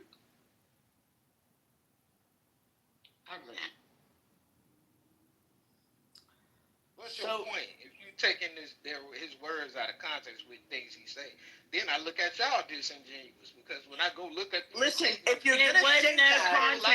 It wasn't no right right context for some racist bullshit. If you're gonna say that, then you have to come with the full context. So go on mute, get the entire quote about the sympathy and all the bullshit, and say the quote without any fucking quotes. You guys be lying, man. Y'all just be lying. You are lying. It ain't no context for no racist ass bullshit.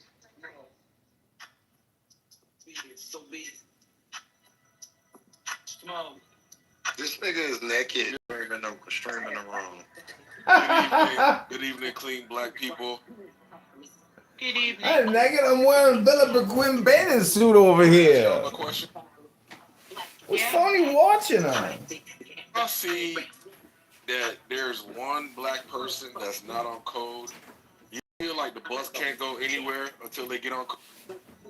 Yeah, we gotta kick their ass off the bus.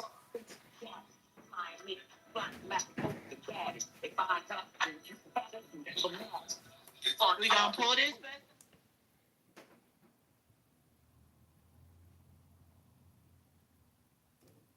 As a teenager, it doesn't even really count. It's like we weren't really trying to hurt each other, but it was my brother and I, when in our 20s, when we got into a fist fight, he ate my cheeseburger. That's what it's.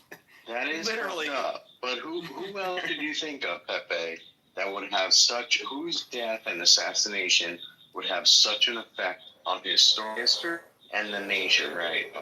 Since we've a lot, because you're like a little older than me, but not much. Well, I would say like there are, and like I said, I like to listen to like liberal podcasts to hear what they have to say. Because like I listen to and quite frankly, I haven't been listening to right-wing podcasts shit for several months, and so I'll just Because you listen know what to expect. Because you know what to expect. Can I say this? Yes, and so like I'll listen to left-wing ones, and like I tried to listen to the most intellectual. Because you want to be King Coon and get your good nigger sticker. It's just not. Exactly. What's worse is that you know there's somebody around him who are like, yo, bro, that's not true. That's like the things you're saying. Yeah, you guys that is took just it. factually. You might have said that. I gotta do more research. One second, on that brother. statement. One second, brother. But you One guys, second, brother. he's not about One to second, just call brother. me out and then Hold on, just brother. say what Can you you're wait till I'm saying. done, though, brother? Brother, please, brother. Yeah, thank you. Let's have some mutual respect for each other. So the worst part about it, as I was just going back to the music. Well, he said he's getting off the butt. Is there for copyright. He said he's getting off the butt. Oh, okay, I got you. I see what you're saying. I forgot about that. So yeah, we would like to hear Concrete and then let Julian respond because they both came up right now. What I was gonna say was, we know that this gentleman has enough people around him that somebody somewhere told him the actual truth. I'm sure that on that production team, that security team, that somebody along the line said, "Hey, bro, what you're saying is not true, and it's hurtful to good, clean black people." I'm sure even Candace probably said something, off the record, and he still ran with it, and we know why he ran with it. It wasn't his I doubt it. You don't think so? I doubt anybody on his told him team. what the team was? Correct. You know why? Because that's why he continued. Someone said it seemed like he's obsessed with black people. No, what it was that's a safe place to attack. And the threshold is so low for us. We ain't gonna do nothing. You can continue to bully us and say kind of those defaming statements, and no bad will come. But he knew to watch his mouth when it came to the Jewish community. He knew to be careful when it came to the LGB, because the thing about it is they gonna ride for theirs. So I hope that what we learn from this is not to let another person like that, speak on our name like that. Anybody here to We need to check that shit from the front gate. What the mind sleep? They sleep. Yeah, it's people trying to come up. Y'all niggas is letting this nigga play. Hold up, man. First of all, let me tell you why he's doing it. We have someone streaming a room. So when you have an undertone of copyrighted music, they can't stream it on YouTube anymore. That's the purpose. So we're not asleep. We're aware and awake. Get on code. Yeah, stop playing with the minds, bro. What's wrong with you? Shut up, nigga. But yeah, that's what I think it is. I think they sat there and just laughed at it. He could say all the ignorant stuff he wanted to say as long as he was attacking black people. It's funny he mentioned DEI when the actual number one beneficiary of DEI is white women. But he ain't gonna say, well, if I see a pilot, I gotta question things. He knows not to say that. It's a reason he strategically came after black people, because he felt like we ain't gonna say nothing. And then he knows a couple coons that's gonna laugh and say, I see what he's saying, I get it, oh yeah, ha ha ha. Like some people are saying on this damn stage right now. Yeah, but sister, I don't think his target audience were black people. Like, I don't know. No, they're not. His target audience is not black people. His target audience was always disenfranchised. He would catch a couple random coons up in this shit, but most of the time it was young, disenfranchised white males. That was the target audience. Hey, so why did he hold conferences? Y'all muted me? Damn, that's crazy. You muted the stage. Somebody muted the whole stage. Go ahead. No, I was just saying, and look, I ain't on the sides. But why do y'all think it is? Because if his target wasn't anything black, why was he holding conferences, summits, and personally funding, these conferences for young black men and women? We go back to 2018, 2019, and he did one in 2020. So my question would be why did he do that? Now, what were they called? What was the name of the conferences? It was the I'll find it. I talked about this in the room the other day. My question is, if he wasn't trying to, if he didn't need him, didn't care about him, we at least can say he possibly was trying to convert him. We can't say there was nothing behind it, because he literally did conferences for young black men and women. Wow. That was when he was with Candace Owens, and that's what both of them were being paid to do at that time, was to convert people over to Trump supporters. And brother, okay, so he was converting the young black men and women to Trump for a short time period. I think he did. He ran an academy for like 3 or 4 years where it was focused on African Americans. But it was just for his whole goal overall, like just not with blacks, but overall, his job was to radicalize, to convert young men. Mostly, it ended up being young white men. He found his target demographic to being conservatives, introducing them to the conservative side. That was his whole thing. That's where his value lied to Trump. Even though Trump was dancing at the Yankee game the next day, he didn't give a fuck. But yeah. So look, that's another question I got, right? So if Charlie Kirk, if his loyalty lied with Trump, can we make the statement that Trump is anti-Israel? That's a reach. Via Charlie, we can't do that via Charlie. Okay, so if we can't say he wasn't anti-Israel, so how do we explain if we're gonna make the connection that Charlie Kirk to Trump, his anti-Israel rhetoric he been on for the past 90, 120 days before this shit popped off? Run that back. So, all right. So if he's the mouthpiece for Trump and he's speaking for Trump and he's trying to convert people to get onto the side of Trump, wasn't the mouthpiece for Trump. He was just a recruiter. So his political views probably didn't always exactly align or reflect what Trump's exact political views may be. He was a recruiter. His job was to bring in new blood, young. Okay, yeah, I college campuses, and that's what Turning Point meant. I'm going to turn them into conservatives. That's what it is. Yeah, he wasn't the spokesperson for Trump. So I get what your question is saying now. Hold on, yeah. So that's all I'm saying. So like, whatever term you want to use, you're trying to get people that follow you, fuck with you, to go ahead and, you know, this is Trump. This my man's right here. Like, go ahead, fuck with him. You know what I'm saying? I'm gonna give you all the knowledge, information you need. This is the way that Trump went. So if that's what we're saying, then what's the conversation? Where do we feel like this shit go left?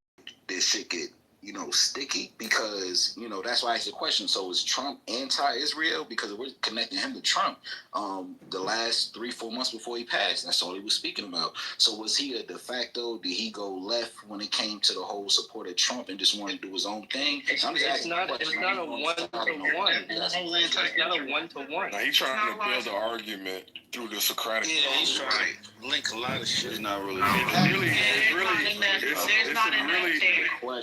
It's some really flawed premises that you're operating under as well. And inaccurate. Number one, the flaw I saw immediately was the idea that he did something for black people, or to, you know, that said, oh, black people in the title, and therefore that's like a benefit to black people. Because again, converting them to what? To be MAGA? Do you think that's beneficial for blacks? Oh, yeah, even if you were to get, even if, one second, brother. Let concrete land. Let concrete land. Go ahead, concrete. Thank you, I appreciate it. So that's what I got from your first statement. That, oh, if he were to do something for blacks, isn't that beneficial to blacks if he were to convert them? And then I just take it that profiteers don't mind where they make a profit. If they want to make a profit in what would ostensibly be the enemy's home, they have no problem doing that. If they want to convert you, if they have some susceptible people who are willing to patronize them and convert to their ideology, even though it's destructive to the person that's converting, they have no problem with that either. It's called being a useful idiot. So I just take it that you were trying to make an argument that he's probably a beneficial aspect to blacks, and I don't see it unless you're making a different point. But I think that's you just said something I didn't even say. Who was speaking? Go ahead. Yeah, I'm gonna go ahead. I want to respond to you on this. Like, he was not anti-Israel before he died. He was still pro-Israel before he died. The day before his death, he took a Zoom call with a rabbi and a commentator, preparing responses to anti-Israel comments, questions that he anticipated coming, because he wanted to show that he was still aligned and in hand with them, right? So when you're saying, well, the months leading up to that, he did have a couple places where he went off key, where he went off base, which is why he was preparing with the rabbi the day before, because he wanted to retract and make sure they knew that he was still on board.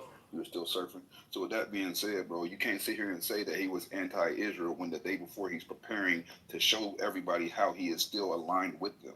Wait, okay. So hold on. Let's go with what the Gemini just said. The day before, he was preparing to meet with the rabbi to show how. No, he did a Zoom call with the rabbi. He wasn't preparing to meet. They did a Zoom call. Okay, he did a Zoom call with the rabbi, and this was to show that he's pro-Israel. It was to prepare him to field any questions about his allegiance to Israel. So is this Zoom call? Is this online? Is this something that I could watch? That I could pull up? No, but there's articles about it. You could. You can look it up. Oh, okay. And the commentator that was on the call with him. Let me find his name real quick. Yeah, this was to show that he pro-Israel. I would love to look, because I ain't right or wrong. Like, I don't know it all, but that statement. The prime minister's name that he spoke, let's see. I'm about to find it. I just had it. While you're searching for that, I want to say Rabbi I don't know what's up the name, but it's Rabbi Pesach, Pesach, Walicki, Wolicki, and the commentator that was on the Zoom call with him is called Josh Hammer. And he was preparing responses to anti-Israel questions that were anticipated during his college campus tour to show he was still in alignment. So how do we? So I would say that would be an opinion. Like, and I would have to go back and I would have to literally watch and listen to exactly what I'm saying before I speak on it. Because if this is a Zoom call and you say this was to show his alliance with Israel, okay. I haven't watched it, so I'm not gonna speak on it. I'm not gonna say and debate you on that. Cool. But when it comes to everything else, like I mean, we can play clip on clip on clip. Like if he's doing this to show his alliance to Israel, I would actually think that's what he should be doing, right? Because there's so much content, there's so many platforms he visited on that literally is saying the exact opposite. So I would have to listen to it myself. I would have to go to the Zoom call or whatever the case is. But yeah, I mean, just to go a little bit deeper, he had a pattern. He had a pattern of aligning with people and then having problems with them and realigning. Like he did the same thing with Trump. I don't know if you know about it. He was criticized for. They said that at one point he stabbed Trump in the back, which was only a few months before his death, right? And then he realigned. He was also saying he wanted the Epstein list released right now. We deserve full transparency. And then later on, he retracted that, saying, I trust my friends in high places to do the right thing. So he did this multiple times, bro.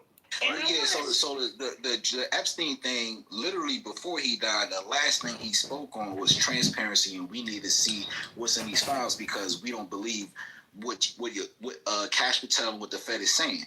So if you're saying he flip-flopped before he died, literally before he died, his last stance was literally, y'all need to release the Epstein files. I don't believe what the Feds is saying. I don't believe Cash Patel. I have a clip where he says he doesn't want to see it released anymore. I'll find a clip and play it for you. Just while you find that clip, I wanted to just say he was more like Candace Owens than he was different. And we all know Candace is a flip-flopper. And Candace Owens also immediately following his death, sat there and said that she said they were best friends. Now, this is her words. They were best friends. She said that there were a lot of things that he believed in that he didn't necessarily feel at liberty to speak about.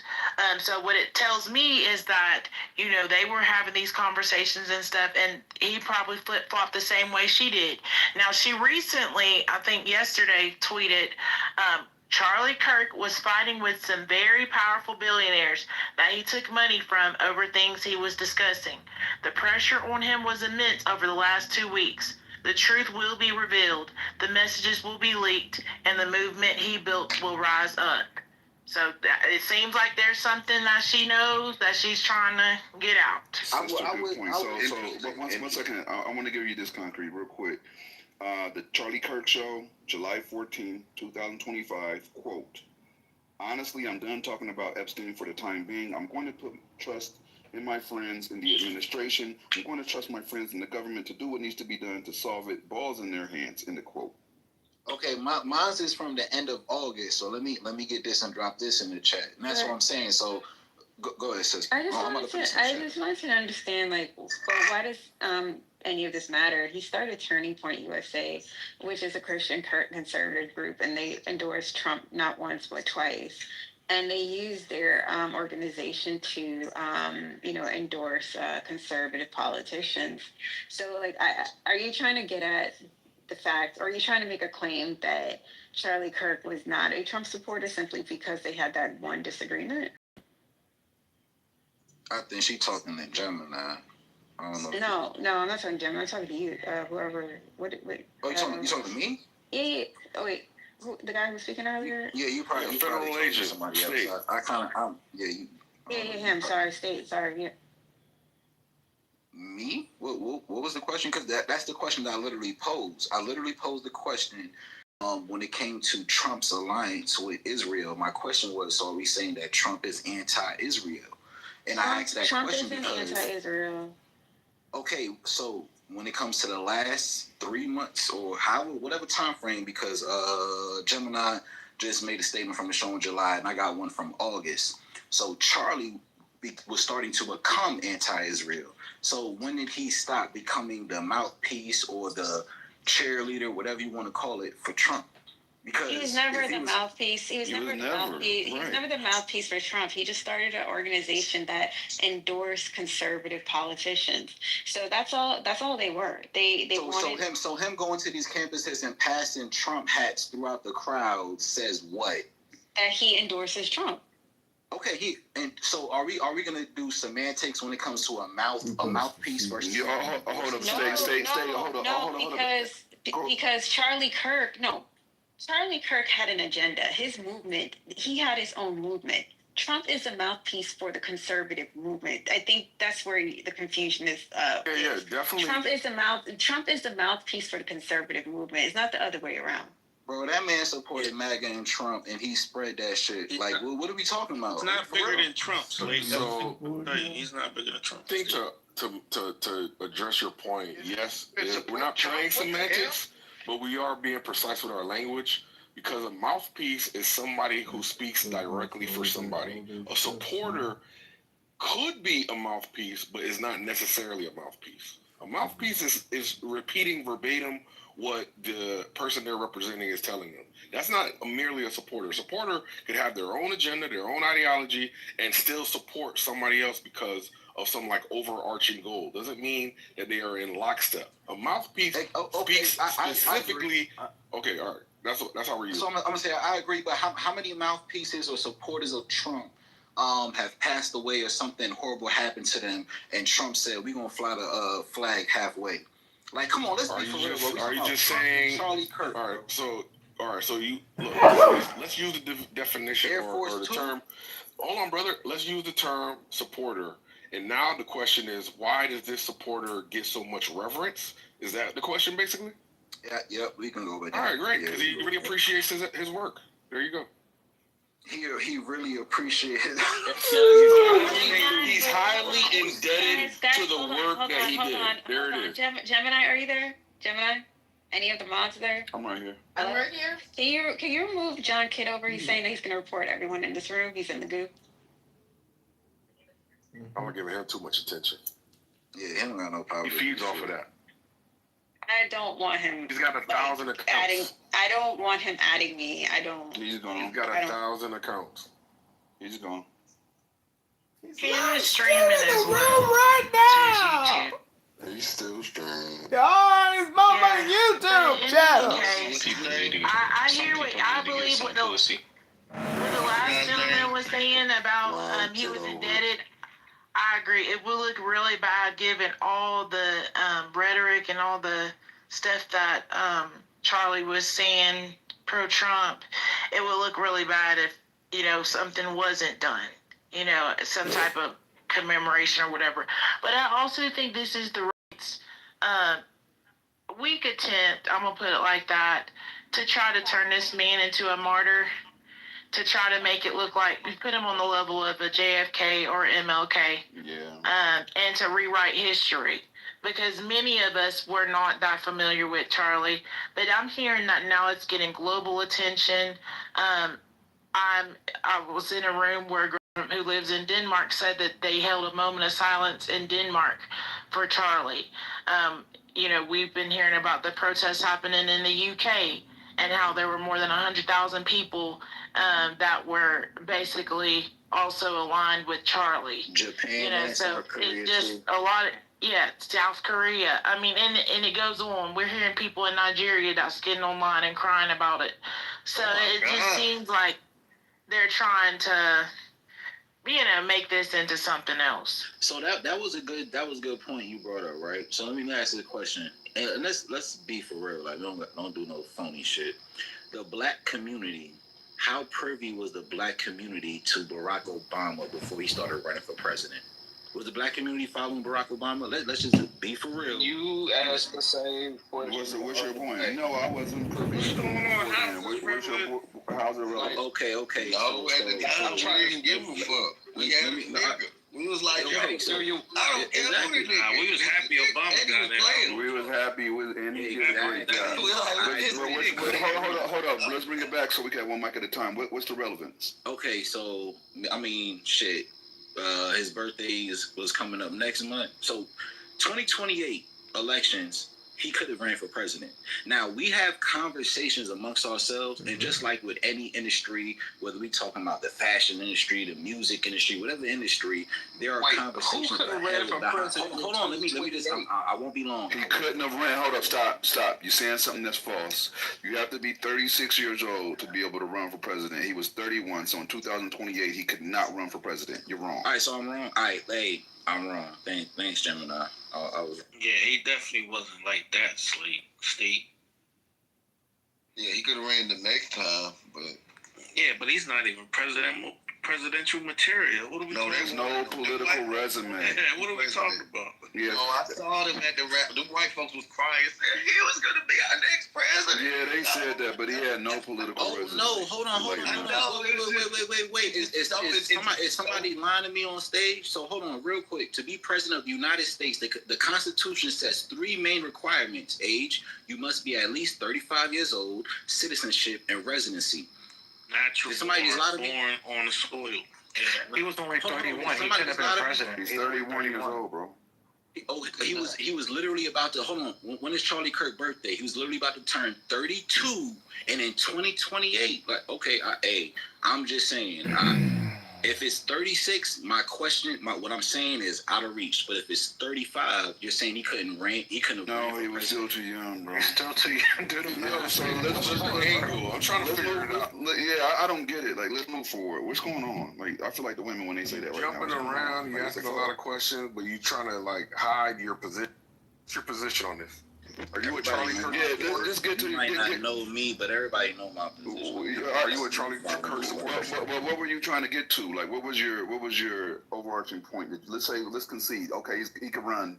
Okay, now what? Like, where were you going with it?